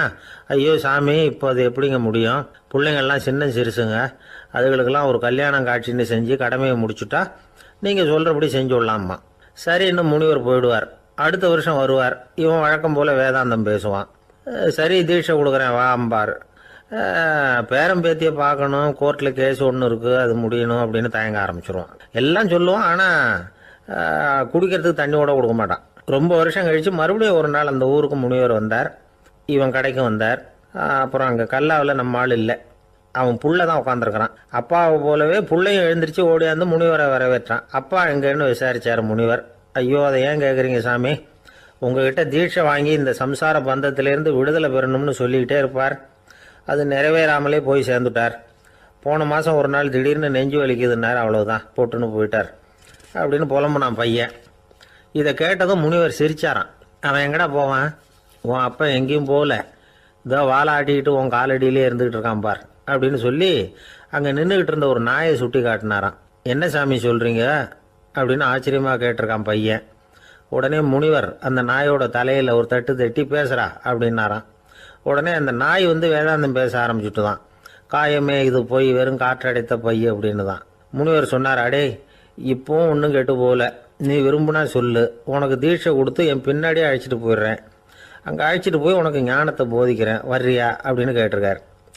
உடனே அந்த நாய் சொல்லிச்சான், ஐயோ அதை ஏன் கேட்குறீங்க சாமி, நான் உண்ணாமல் தின்னாமல் ஏராளமான சொத்து சேர்த்து வச்சுட்டேன். என் பிள்ளைங்க அதோட பெருமை தெரியாமல் ராத்திரி நேரம்லாம் கதவை திறந்து போட்டுட்டு தூங்கிடுவாங்க. அதனால் இப்படி நாயாக பிறந்து ராத்திரி பகலாக சுற்றி சுற்றி வந்து காவல் காத்துக்கிட்டு கிடக்கிறேன். இப்போ எப்படி சாமி வர முடியும் அப்படின்னு கேட்டுதான். அறியாமையிலேயே சுகம் கண்டு இப்படி இருக்கிற ஆளுங்களுக்கு எப்படி விடுதலை கிடைக்கும், எப்போ விடுதலை கிடைக்கும் அப்படின்னு கேட்குறார் தசாவதானி திருக்குறள் பேர் ராமையா. அவர் கேட்குறது நியாயம் தானே. இந்த காலத்து பையன் ஒருத்தன் அப்பா கிட்ட சொன்னான், அப்பா இன்னைக்கு நான் ₹1 மிச்சப்படுத்தி விட்டேன் அப்படின்னு. நானும் அப்படியா, என்னடா பண்ணேன்னு கேட்டிருக்கார் அப்பா. டவுன் பஸ்ஸில் ஏறாமல் அது பின்னாடியே ஓடியாந்தேன், ₹1 மிச்சம் தானே அப்படின்றான். அட பாவி, ஒரு ஆட்டோ பின்னாடி ஓடியாந்துருந்தா ₹10 மிச்சமாயிருக்குமே, வேஸ்ட் பண்ணிட்டியே அப்படின்னாராம் அந்த அப்பா. ஒருத்தரை பார்த்து உன்னுடைய நண்பர்கள் யார் அப்படின்னு ஒரு கேள்வி கேட்டு பாருங்க, கொஞ்சம் யோசித்து யோசித்து பதில் சொல்லுவாங்க. அவங்கக்கிட்டேயே உன்னுடைய எதிரிகள் யார் அப்படின்னு கேளுங்க, கடகடன்னு ஒப்பிச்சிருவாங்க. நம்ம மனசு இருக்க அது எப்படின்னா, நம்ம நண்பர்களை விட எதிரிகளை அது நல்லா ஞாபகத்தில் வச்சுக்கும். இது ஒரு ஆச்சரியமான உண்மை. உங்களால் நண்பர்களை மறந்துட முடியும், ஆனால் எதிரிகளை மறந்துட முடியாது. இது ஒரு வேடிக்கையான நிலைமை தான். அழகான தருணங்களை நாம் ஏன் மறந்துடுறோம்? இது இயற்கை. ஏன்னா நம்ம மனசு மலர்களை கவனிக்கிறதில்ல, அதில் இருக்கிற முள்ளை தான் கவனிக்குது. தன்னை காயப்படுத்துகிற எதையும் அது உடனே கண்டுகொள்ளுது. ஒரு தெளிந்த சிந்தனை உடைய மனசு மிக அழகாக உள்ள எல்லாத்தையும் கவனிக்கும். அது நன்றியுடன் உணரக்கூடிய எல்லாத்தையும் பார்த்து குறிச்சிக்கும். இப்படிப்பட்டவங்க வாழ்க்கை இயல்பாகவே நல்லா அமையும். அது ரொம்ப அபூர்வம். மனசில் உள்ள ஒரு சிறிய அமைப்பை மாற்றுவதை பொறுத்து தான் இந்த விஷயம் அப்படிங்கிறார் ஓஷோ. ஒரு யூத கோவில் இருந்து தான், அது யூதர்களின் மடமாகவும் இருந்தது. அங்கே ஒரு தலைமை குரு, அவர் ரொம்ப கண்டிப்பானவர். அந்த கோவிலை ஒட்டி ஒரு தோட்டம். ஒரு நாள் காலையில் அந்த தோட்டத்தில் 2 இளம் யூதர்கள் நடந்து போய்கிட்டு இருக்கிறாங்க. காலையில் 1 மணி நேரம், மாலையில் 1 மணி நேரம் அவங்க அந்த தோட்டத்தில் நடக்கிறதுக்கு அனுமதி உண்டு. மற்ற நேரங்களில் அவங்க மத புத்தகங்களை படிக்கணும், பிற விதிமுறைகளை கடைபிடிக்கணும். அந்த 2 பேருமே தொடர்ந்து புகைப்பிடிக்கிற பழக்கம் உள்ளவங்க. ஆனால் கோவில் மடத்தில் இருக்கிறப்போ அவங்க புகைப்பிடிக்க முடியாது, அது கடுமையான குற்றம். சரி, நாம் தோட்டத்தில் இருக்கிறப்போவாவது புகைப்பிடிக்கலாமா அப்படின்னு ஒரு ஆசை அவங்க 2 பேருக்குமே. இருந்தாலும் பயம். இப்படி கேட்டால் மதகுரு என்ன சொல்லுவாரோ அல்லது என்ன செய்வாரோங்கிற பயம். இப்படியே கொஞ்ச நாள் ஆச்சு. ஒரு நாள் இந்த 2 பேரில் ஒருத்தன் ரொம்ப கலங்கி போய் அந்த கோவிலிருந்து வெளியில் வந்துக்கிட்டு இருந்தான். வந்தவன் நேராக தோட்டத்து பக்கம் போனான். அங்கே இன்னொருத்தன் ஆனந்தமாக புகை பிடிச்சிக்கிட்டு இருக்கிறான். அதை பார்த்து தான் இவனுக்கு அதிர்ச்சி. அட கடவுளே, என்ன இது, நீ கேட்காமலே ஆரம்பிச்சிட்டியா அப்படின்னா. இல்லை இல்லை, நான் கேட்டுவிட்டு தான் ஆரம்பிச்சிருக்கேன்னா அவன். அப்படியா, என்ன மனுஷன் இவர், நானும் தான் கேட்டேன், என்ன கண்ணாபுண்ணான்னு திட்டிவிட்டார். இது என்ன கோவிலா இல்லை நரகமா? உனக்கு புகை பிடிக்கணும்னு ஆசையாக இருந்தால் நரகத்துக்கு போகணும்னு சொல்லிவிட்டார். அது சரி, உன்னை மட்டும் எப்படி அனுமதிச்சார் அப்படின்னு கேட்டான் இவன். அவன் சிரிச்சுக்கிட்டே, நீ எப்படி கேட்ட சொல்லு அப்படின்னா. நாம் இந்த தோட்டத்துக்கு வர அனுமதிக்கப்பட்டிருக்கிறதே ஜபத்துக்காகத்தானே, அதனால் நான் ஜபம் சொல்லும் பொழுது புகை பிடிக்கலாமா அப்படின்னு கேட்டேன். அதுக்கு தான் அவர் சத்தம் போட்டு என்னை அடிக்கவே வந்துட்டார் அப்படின்னா இவன். நீ ஒரு மாதிரியாக கேட்டிருக்க, நான் வேறு மாதிரியாக கேட்டிருக்கிறேன். ஜபம் சொல்லும்போது புகை பிடிக்கலாமான்னு நீ கேட்டிருக்க. ஐயா, புகை பிடிக்கும் பொழுது ஜபிக்கலாமா அப்படின்னு நான் கேட்டேன். அதில் தப்பு ஒன்றும் இல்லை அப்படின்னு பதில் சொல்லிட்டார் அப்படின்னா. ஒரு சிறிய மாற்றம்தான் அது மிகப்பெரிய மாறுதலை ஏற்படுத்தி விட்டது. மனசு நல்ல விதமாக சிந்திக்க ஆரம்பிச்சுட்டுதுன்னா மகிழ்ச்சிக்கு பஞ்சம் இல்லை. ஒரு கஞ்சன் ஆற்றுல விழுந்துட்டான். வெள்ளத்தில் தத்தளிச்சிக்கிட்டு இருக்கிறான். கரையில் நின்ன ஒருத்தர், உன் கையை கொண்டா இப்படி பிடிச்சி இழுத்து கரையில் சேர்த்து விடுறேன்னார். எதையும் கொடுத்து பழக்கம் இல்லாத அவன் கையையும் கொடுக்க மாட்டேன்னுட்டான். இவர் பார்த்தார், உன் கையை கொடுன்னு சொல்கிறதுக்கு பதிலாக நான் என் கையை கொடுக்குறேன் பிடிச்சிக்கோ அப்படின்னார். அவன் கப்புன்னு பிடிச்சிக்கிட்டான். ஒரு ஊரில் ஒரு மன்னர் இருந்தார், புத்தி கூர்மை உள்ள ஒரு மன்னர். பொதுவாக மன்னர்களுக்கு சந்தேகம் வந்தால் சபையில் உள்ள சான்றோர்கள்கிட்ட கேட்டு தெரிஞ்சுக்கிறது தானே வழக்கம். ஆனால் இங்கே அப்படி இல்லை. மற்றவங்களுக்கு சந்தேகம் வந்தால் மன்னர்கிட்ட வந்து கேட்டு தெரிஞ்சுக்குவாங்க. அது மாதிரி கேட்டு தெரிஞ்சுக்கிறதுக்காக ஒரு பெரியவர் ஒரு நாள் வந்தார். அவர் கையில் 3 பொம்மைகள் வச்சுருந்தார். 3 ஒரே மாதிரி பொம்மைகள், கொஞ்சம் கூட வித்தியாசம் தெரியல. ஏது இந்த பொம்மைன்னு கேட்டார் மன்னர். எனக்கு வேண்டியப்பட்ட ஒருத்தங்கிட்ட இருந்து இதை வாங்கிட்டு வந்திருக்கிறேன். நான் தான் அவன்கிட்ட இந்த பொம்மையை செஞ்சு கொடுக்கும்படியா கேட்டுக்கிட்டேன். அவன் ரொம்ப புத்திசாலி, அவன் தான் இதை செஞ்சு கொடுத்தான். ஆனால் அதில் ஒரு சிக்கல் அப்படின்னார். என்ன பிரச்சனைன்னு கேட்டிருக்காரு இவர். நான் அவன்கிட்ட கேட்டது 3 விதமான பொம்மைகளாக இருக்கணும்னு கேட்டேன். அவன் என்னடான்னா 3 ஒரே மாதிரியாக செஞ்சு கொடுத்துட்டான் அப்படின்னார். அவங்ககிட்டயே கேட்கறது தானே அப்படின்ட்டுருக்காரு இவர். கேட்டேன், அவன் என்ன சொல்கிறான்னா இது 3 ஒரே மாதிரி பொம்மை கிடையாது, 3 விதம், ஒன்றுக்கு ஒன்று வித்தியாசம் இருக்குது. இந்த 3 பொம்மையும் 3 விதமான நண்பர்களுக்கு உதாரணங்கள் அப்படின்னு சொல்கிறான். எனக்கு ஒன்றும் புரியல, அதுதான் உங்ககிட்ட வந்தேன் அப்படின்னார். சரி, அந்த பொம்மைகளை இப்படி கொடுங்க அப்படின்னு வாங்கினார் மன்னர். எடுத்துக்கிட்டு உள்ளே போனார். கொஞ்ச நேரம் கழித்து வெளியில் வந்தார். அதுக்கப்புறம் சொன்னார், பாருப்பா, அவன் சொன்னது சரிதான், 3 விதம் தான். இது இருக்குது முதல் பொம்மை, இது உத்தமமான நண்பனுக்கு உதாரணம். இந்த 2வது பொம்மை இது மத்தியமமான நண்பனுக்கு உதாரணம். அந்த 3வது பொம்மை இருக்குதே அது மோசமான நண்பனுக்கு உதாரணம். இதை செஞ்சவன் உண்மையிலேயே பெரிய அறிவாளி தான் அப்படின்னாராம். வந்தவருக்கு ஒன்றும் புரியல. பார்த்தா ஒன்றும் வித்தியாசம் தெரியலையே அப்படின்னு அவன் குழம்பி போய் நிற்கிறான். இப்போ அந்த மன்னர் விளக்கம் கொடுக்குறார்.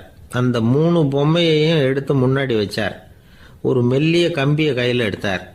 அந்த முதல் பொம்மை காதில் விட்டார். கொஞ்ச தூரம் உள்ளே போய் அப்படியே நின்றுட்டுது அந்த கம்பி. அப்புறம் 2வது பொம்மை காதில் அந்த கம்பியை விட்டார்.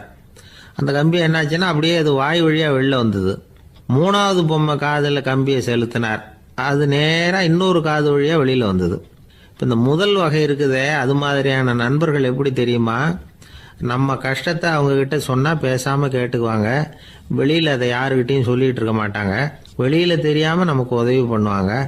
செஞ்சுட்டு அதை நான் தான் செஞ்சேன்னு சொல்லிகிட்டு இருக்க மாட்டாங்க. அதுதான் கம்பி ஒரு காது வழியாக போய் உள்ளேயே நின்றுட்டுது. 2வது பொம்மையில் கம்பி என்னாச்சு, ஒரு காது வழியாக போய் வாய் வழியாக வெளியில் வருது. இது மாதிரியான நண்பர்கள்கிட்ட நாம் கஷ்டத்தை சொன்னால் அதை அவங்க 4 பேர்கிட்ட போய் சொல்லி நமக்காக உதவி கேட்பாங்க. நமக்குன்னு கேட்டு வாங்கி அதை நம்மகிட்ட கொண்டுகிட்டு கொடுப்பாங்க. இவங்க மத்தியமமான நண்பர்கள். 3வது பொம்மையில் ஒரு காது வழியாக செலுத்துகிற கம்பி இன்னொரு காது வழியாக வெளியில் வந்துடுது. இது மாதிரியான நண்பர்கள்கிட்ட நம்ம கஷ்டத்தை சொன்னால் அவங்க காது கொடுத்து கேட்கறது மாதிரி நடிப்பாங்க.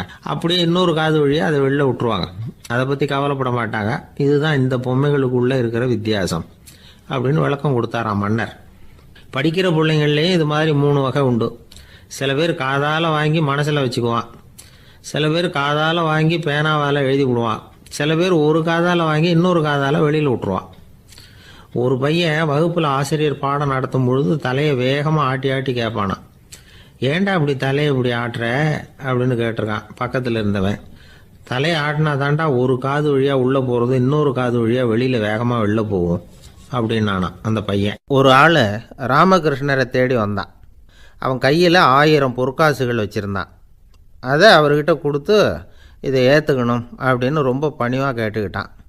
அவர் பார்த்தார், இது எனக்கு தேவையில்லை, ஆனாலும் உன்னுடைய மனசை புண்படுத்துறதுக்கு நான் விரும்பலை, அதனால் நீ கொடுக்குறத வாங்கிக்கிறேன்னார். வாங்கிக்கிட்டார். அப்புறம் கேட்டார், இதை பாரு, இனிமேல் இதெல்லாம் என்னுடையது தானே அப்படின்னார். ஆமாம், அதையெல்லாம் நான் உங்களுக்கே கொடுத்துட்டேன்னா அவன். சரி, இப்போ நீ எனக்காக ஒரு காரியம் பண்ணணும்னார். என்ன செய்யணும்னு சொல்லுங்கன்னா, இந்த நாணயங்களையெல்லாம் எடுத்துக்கிட்டு போய் கங்கை நதியில் எரிஞ்சுட்டு வா அப்படின்னார். இவனுக்கு அதிர்ச்சியாக போச்சு. என்ன பண்ணுறது, இனிமேல் அது முடியாதுன்னு சொல்ல முடியாது. ஏன்னா அந்த நாணயங்களையெல்லாம் அவருக்கே கொடுத்துட்டான். இனிமேல் அதெல்லாம் இவனுடையது இல்லை. பேசாமல் அவ்வளவே அள்ளிக்கிட்டு ஆத்தங்கரைக்கு போனான். போனவன் ரொம்ப நேரம் திரும்பியே வரல. ராமகிருஷ்ணருக்கு சந்தேகம், என்ன ஆச்சு அந்த மனுஷனுக்கு, காசுகளோடு அந்த கங்கையில் குதிச்சுட்டானா, போகும்பொழுதே ஒரு மாதிரியாக தான் போனான், போய் என்னன்னு பார்த்துட்டு வாங்க அப்படின்னார். அங்கே இருந்த ஒருத்தர் ஓடி போய் பார்த்தார். அவர் போய் பார்க்கும்பொழுது அவன் அங்கேயே இருந்தான். அதுக்கப்புறம் அவர் திரும்பி வந்தார். வந்து விவரத்தை சொன்னார். அதாவது அவன் கங்கை கரையில் உட்காந்துக்கிட்டு ஒவ்வொரு நாணயமாக 1 2ன்னு எண்ணி எண்ணி வீசிக்கிட்டு இருக்கிறான். அவனை சுற்றி ஒரு கும்பல் நின்றுக்கிட்டு அவனை தடுத்துக்கிட்டு இருக்குது அப்படின்னு விவரத்தை சொன்னார் போயிட்டு வந்தவர். இதை கேட்டதும் ராமகிருஷ்ணரே புறப்பட்டு அங்கே போனாராம். என்ன இப்படி பண்ணிகிட்டு இருக்கிற? நான் உன்னை அந்த நாணயங்களை கங்கையில் வீசி எறிய சொன்னேன், நீ ஏன் அதை எண்ணிக்கிட்டு இருக்கிற அப்படின்னார். பழக்கம்தான் காரணம், நான் ஒவ்வொரு நாளும் ஒவ்வொன்றா சேமித்து வச்சேன், இன்றைக்கி என்கிட்ட நிறைய இருக்குது, உங்களுக்கு ஒரு 1000 நாணயங்களை கொடுக்கணுங்கிறது என்னோடய ஆசை அப்படின்னா. இப்போ ராமகிருஷ்ணர் சொன்னார், ஒரே நேரத்தில் எல்லாத்தையும் சம்பாதிச்சிருந்தா நீ எண்ணுறது பொருத்தமாக இருக்கும். எல்லாத்தையும் இழக்கும்போது ஒவ்வொன்றா எண்ணிக்கிட்டு இழக்கிறதுங்கிறது சரியான செயல் இல்லை. அதனால் ஒரே தடவையாக எல்லாத்தையும் தூக்கி எறிஞ்சிடும் அப்படின்னார். இது இழப்பது அப்படிங்கிற ஒரு உயர்ந்த நிலை. இதை நாம் யதார்த்த வாழ்க்கையில் சம்மந்தப்படுத்தி பார்த்து குழப்பிக்கிட்டு இருக்கக்கூடாது. இழக்கிறேன்னு சொல்லிக்கிட்டு இருக்கிற காசையெல்லாம் ஆற்றுலையும் குளத்துலையும் கொண்டு போய் எறிஞ்சிட்டு வாங்க அப்படின்னு உபதேசம் பண்ணுறதாக யாரும் நினச்சிடக்கூடாது. இதில் நாம் புரிஞ்சிக்க வேண்டியது என்னென்னா, எதையாவது ஒன்றை இன்னொருத்தருக்கு கொடுக்கணும் அப்படின்னு விருப்பப்பட்டால் அதை மனப்பூர்வமாக கொடுத்துடணும். கொடுத்துட்டு அதையே நினச்சிக்கிட்டு இருக்கக்கூடாது. நம்மால் ஒருத்தர் ஒரு 100 ரூபா நோட்டை தன்னுடைய நண்பர் ஒருத்தர்கிட்ட கொடுத்து, இது உனக்கு தான் வச்சுக்கோ அப்படின்னார். அவர் பார்த்தார், இது இனிமேல் எனக்கு தானே சொந்தம் அப்படின்னார். ஆமான்னார் அவர். அப்படின்னா எனக்காக நீ ஒரு உதவி செய்யணும்னார். சொல்லுங்கள் செய்கிறேன்னார் அவர். இந்த 100 ரூபா நோட்டை தீ வச்சு கொளுத்தி விடுன்னார். இவர் அதிர்ச்சியாகி அவரை பார்த்தார். இப்போ அவர் சொன்னார், நீ எனக்கு அன்பாக கொடுத்தது இது, இந்த நோட்டு கள்ள நோட்டுங்கிறது எனக்கு முன்னாடியே தெரியும், சீக்கிரம் கொளுத்தி விடு, அதுதான் நம்ம 2 பேருக்குமே நல்லது அப்படின்னாராம் அவர். ஒரு மாணவனை பார்த்தேன், என்ன தம்பி படிப்புலாம் எப்படி இருக்குது அப்படின்னு விசாரித்தேன். அவன் ரொம்ப அழுத்துக்கிட்டான். நான் நல்லா தான் சார் படிக்கிறேன், இருந்தாலும் புத்தியில் சரியாக ஏற மாட்டேங்குது சார் அப்படின்னா. சரி, இவனும் நம்ம ரகம்தான் அப்படின்னு சொல்லி முடிவு பண்ணிட்டோம். கல்வி கற்கக்கூடிய ஒரு மாணவன் சம்பந்தப்படுற புத்திகள் பல வகை. அதை பற்றி ஒரு பெரியவர் விளக்கி இருக்கிறார். மிருத்து புத்தின்னு ஒன்று இருக்குதான். மிருத்துன்னா மண். மண்ணால் செவுறு கட்டுறோம்ல, மண் சுவரில் ஆணி அடிக்கிறதும் சுலபம், அதை பிடுங்கி எடுக்கிறதும் சுலபம். அது மாதிரி சில பேர் குரு சொல்லி கொடுக்குறத சுலபமாக கேட்டு தெரிஞ்சு வச்சுக்குவாங்க, கொஞ்ச நேரத்தில் சுலபமாக மறந்தும் போயிடுவாங்க. இது மிருத்து புத்தின்னு பேர், மண் புத்தி. தாரு புத்தின்னு ஒன்று உண்டான். தாருன்னா மரம். அதில் பச்சை மரத்தில் ஆணி அடிக்கிறது சுலபம், ஆனால் அது எடுக்கிறது கஷ்டம். அது மாதிரி ஆசிரியர்கிட்டேருந்து கேட்டதை கவனமாக மனசில் பதிய வச்சுக்கிட்டு அதை மறக்காமல் இருக்கிறது தாரு புத்தி. பட்டை மரமாக இருந்தால் அதில் ஆணி அடிக்கிறதும் கஷ்டம், அடிக்கிற ஆணியும் சீக்கிரம் நழுவிடும். அது மாதிரி கேட்குற விஷயம் மனசில் பதியறதும் கஷ்டம், அப்படியே பதிஞ்சாலும் அது நீடிச்சு இருக்கிறதும் கஷ்டம், கொஞ்ச காலத்தில் மறந்துடும். இன்னொரு வகை புத்தி ஒன்று உண்டு, அதுக்கு பேர் சிலா புத்தின்னு பேர். சிலான்னா கல். ஒரு கருங்கல்லில் 4 துளையை போட்டு ஒரு துளையில் உளியை வச்சு அடித்தா மற்ற துளை வழியாகவும் பிளந்து கல் 2 ஆகிடும். அது மாதிரி சந்தியான இடங்களில் குறிப்பாக ஒரு பொருளை சொன்னால் அதை வச்சுக்கிட்டு மற்றதையும் தெரிஞ்சுக்கிறது, அது சிலா புத்தின்னு பேர். வேணு புத்தின்னா என்ன தெரியுமா? வேணுன்னா மூங்கில். மூங்கில் கணுவில் ஒரு பக்கம் உளியை வச்சு அடித்தா 2 பக்கமும் பிளந்துடும். அது மாதிரி ஒரு செய்தியை கேட்டுக்கிட்டு இருக்கிறப்பவே அதோட முன்பின் தொடர்களையும் தெரிஞ்சுக்கணும், அது வேணு புத்தி. தைல புத்தின்னு ஒன்று உண்டு. தைலம்ங்கிறது எண்ணெய். தண்ணியில் ஒரு துளி எண்ணெயை விட்டால் அது தண்ணி பூரா பரவி போடுதில்ல, அது இப்படி பரவுறது மாதிரி ஆசிரியர் சுருக்கமாக ஒரு கருத்தை சொன்னால் அதை வச்சுக்கிட்டு பூரா விஷயங்களையும் தெரிஞ்சுக்கணும், அது தைல புத்தி. கற்பூர புத்தின்னு ஒன்று கேள்விப்பட்டிருக்கோம். அது எப்படின்னா, கற்பூரம் தீ பட்ட உடனே பிடிச்சிக்கும். ஆசிரியர் சொன்ன உடனே நுண்ணறிவோட பாடங்களை புரிஞ்சுக்கிறது இந்த வகை புத்தி. கரி புத்தின்னு ஒன்று. அது எப்படின்னா, கரியில் நெருப்பை வச்சு விசிறிய பிறகு அதுக்கப்புறம் அது கறி நெருப்பாகும். அது மாதிரி காலம்பரை சாயந்தர வேலைகளில் ஆசிரியர் பாடம் சொல்லி கொடுப்பார், அதை கொண்டு புரிஞ்சுக்கிறது இந்த வகை. கதலித்தண்டு புத்தின்னு ஒன்று சொல்லுவாங்க. கதலிங்கிறது வாழை மரம். வாழைத்தண்டில் தீ வைக்கிறது எவ்வளவு சிரமமோ அவ்வளவு சிரமத்தோடு கல்வி கற்கிறது கதலித்தண்டு புத்தி.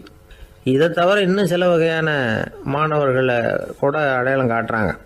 ஆசிரியர் சொன்னதில் நல்லது மட்டும் எடுத்துக்கிறவன் அன்னம். ஆசிரியர் கிடைச்ச இடத்துல பாடத்தை கேட்டுக்கிட்டு பிறகு தனியாக உட்காந்து சிந்திக்கிறவன் பசு. பசுமாடு அப்படி தானே, புல் கண்ட இடத்துல மேயும், அதுக்கப்புறம் நிதானமாக அசை போட்டுக்கும். ஆசிரியர் சொன்னதை தவிர வேற எதையும் சொல்ல முடியாதவன் கிளி. பல இடங்களில் பாடங்கள் கேட்டு கடைசியில் ஒன்றும் புரியாமல் போகிறவன் ஆடு. ஆடு ஒரு செடியில் வயிறார மேயாது, ஒரே செடியில். இக்கரைக்கு அக்கறை பச்சைன்னா அங்கேயும் இங்கேயும் அலைஞ்சிக்கிட்டே இருக்கும். சில பேருக்கு எருமைன்னு பேர். எறும்பு வந்து எப்படின்னா குளத்து நீரை கலக்கி தான் குடிக்கும். அது மாதிரி ஆசிரியர் வந்து மனசை நோக செய்து பயில்கிற மாணவர்கள்லாம் இந்த ரகம். இவ்வளவுலாம் இருந்தாலும் இந்த காலத்து மாணவர்கள்லாம் ஒரு தனி ரகம். ஒரு ஆசிரியர் வகுப்பில் பாடம் நடத்திக்கிட்டு இருந்தார். இலக்கண வகுப்பு. இறந்த காலம், நிகழ்காலம், எதிர்காலம், past tense, present tense, future tense, இதை பற்றிலாம் பாடம் நடத்துகிறார். எல்லாம் சொல்லி கொடுத்துட்டு இப்போ நான் ஒரு வாக்கியம் சொல்லுவேன், அது என்ன காலம் அப்படிங்கிறத நீங்கள் சொல்லணும்னார் ஆசிரியர். சரின்னாங்க மாணவர்கள்லாம். நான் நாளைக்கும் பாடம் நடத்தப் போகிறேன், இது என்ன காலம் அப்படின்னு கேட்டார் ஆசிரியர். அதாவது நான் நாளைக்கும் பாடம் நடத்தப் போகிறேன், இந்த வாக்கியம் வந்து என்ன காலம்னு கேட்டார். ஒரு பையன் மெதுவாக எழுந்திரிச்சு சொன்னான், இது எங்கே போதாத காலம் சார் அப்படின்னு சொல்லிவிட்டு உட்காந்துட்டானா. ஏங்க எங்கே போயிட்டு வரீங்க அப்படின்னு கேட்டேன். எனக்கு வேண்டப்பட்ட ஒருத்தரை பார்த்து. ஆஸ்பத்திரிக்குன்னார். எந்த ஆஸ்பத்திரிக்குன்னே? மாட்டு ஆஸ்பத்திரிக்குன்னார். என்ன விஷயம்னே? மாமனாருக்கு உடம்பு சரியில்லை, அதுதான் மாட்டு ஆஸ்பத்திரிக்கு போயிட்டு வரேன்னார். அட பாவி, அதுக்கு அந்த ஆஸ்பத்திரிக்காக போவாங்க அப்படின்னு ஆச்சரியமா. அட அது இல்லைப்பா, முதல்ல எங்கள் குடும்ப டாக்டர் தான் தேடிக்கிட்டு போனேன். அவர் அந்த நேரத்தில் அவர் வளர்க்குற நாய்க்குட்டிக்கு உடம்பு சரியில்லைன்னு சொல்லி அதை தூக்கிக்கிட்டு மாட்டு ஆஸ்பத்திரிக்கு போயிட்டாராம் சொன்னாங்க. அதனால் அங்கே போய் அவரை சந்தித்து விஷயத்தை சொல்லிவிட்டு வர்றேன்னார். அப்புறம் தான் எனக்கு கொஞ்சம் நிம்மதியாக இருந்தது. பொதுவாக நமக்கு தெரிஞ்ச வரையில் டாக்டர்கள் 2 வகை. நமக்கு வைத்தியம் பண்ணுற டாக்டர்கள் ஒரு வகை, நம்மக்கிட்ட இருக்கிற ஆடு மாடு கோழிக்கு வைத்தியம் பண்ணுற டாக்டர்கள் ஒரு வகை. இப்போ தான் எனக்கு தெரியும் இன்னொரு வகையான டாக்டர்களும் உண்டுங்கிறது. அது யாருன்னா பூச்சிகளுக்கு வைத்தியம் பண்ணுற டாக்டர்கள், அதாவது பூச்சி டாக்டர்கள். வெளிநாடுகளில் அப்படிலாம் கூட சில பேர் இருக்கிறாங்க. பிரிட்டனில் யார்க்ஷயர் வட்டாரத்தில் ராதர்ஹாம் அப்படின்னு ஒரு ஊர். அங்கே ஒரு விலங்கியல் மருத்துவர், பேர் டாக்டர் லான்ஸ் ஜெப்சன். அவர் ஆஸ்பத்திரி வாசலில் பார்த்தீங்கன்னா தினமும் நிறைய பேர் நின்றுக்கிட்டு இருப்பாங்க. கையில் கண்ணாடி குடுவை, தகர டப்பா இப்படி ஏதாவது இருக்கும். அதுக்குள்ளே ஏதாவது பூச்சிகள் இருக்கும். அதுக்கு வைத்தியம் பண்ணுறதுக்காக வந்தவங்க தான் அவங்கெல்லாம். சிலந்தி பூச்சி, பல்லி, தேளு, பாம்பு இப்படி ஏதாவது இருக்கும். பொழுதுபோக்காக சில பேர் நாய், பூனை, கிளி, மைனா, புறா இப்படி ஏதாவது வளர்க்குறாங்கல்ல, அது மாதிரி இப்போல்லாம் தேளு, பல்லி, பாம்பு, பூச்சி இதையெல்லாம் வளர்க்க ஆரம்பிச்சிட்டாங்களாம். இது ஒரு புது ஃபேஷன். இப்போ கூண்டுக்குள்ளே டப்பாக்குள்ளே போட்டு வளர்க்குறது, அதுக்கு ஏதாவது நோய் வந்துட்டுதுன்னா வைத்தியம் பண்ணுறதுக்கு டாக்டர்கிட்ட வந்துட வேண்டியது, இப்படி இந்த பழக்கம்லாம் நிறையா வந்துட்டுது. ரத்தம் உறிஞ்சிற அட்டைகள் கூட இவங்ககிட்ட வைத்தியத்துக்கு வருதான். சிலந்திகளில் செங்கால் சிலந்தின்னு ஒரு வகை. மத்திய அமெரிக்க காடுகளில் இது அதிகம். சிலந்திகள்லேயே ரொம்ப விலை உசந்தது இந்த ரகம்தான். கால்களில் சிவப்பு கோடுகள் இருக்கும். இந்த இனம் வந்து இப்போ குறைஞ்சிக்கிட்டே வர்றதுனால சர்வதேச விதிகளின்படி இவற்றின் ஏற்றுமதி இறக்குமதிக்கு தடை விதிக்கப்பட்டிருக்குது. அதனால் இதை வளர்க்குறவங்க வீட்டுக்குள்ளேயே இனவிருத்தி மூலமாக பெருக்கி விற்பனை பண்ணிட்டு வராங்களாம். அந்த வகை சிலந்திகள் தான் இப்போ வைத்தியத்துக்கு அதிகமாக வருதான். சரி, இதுக்கெல்லாம் எப்படி வைத்தியம் பண்ணுறாங்க?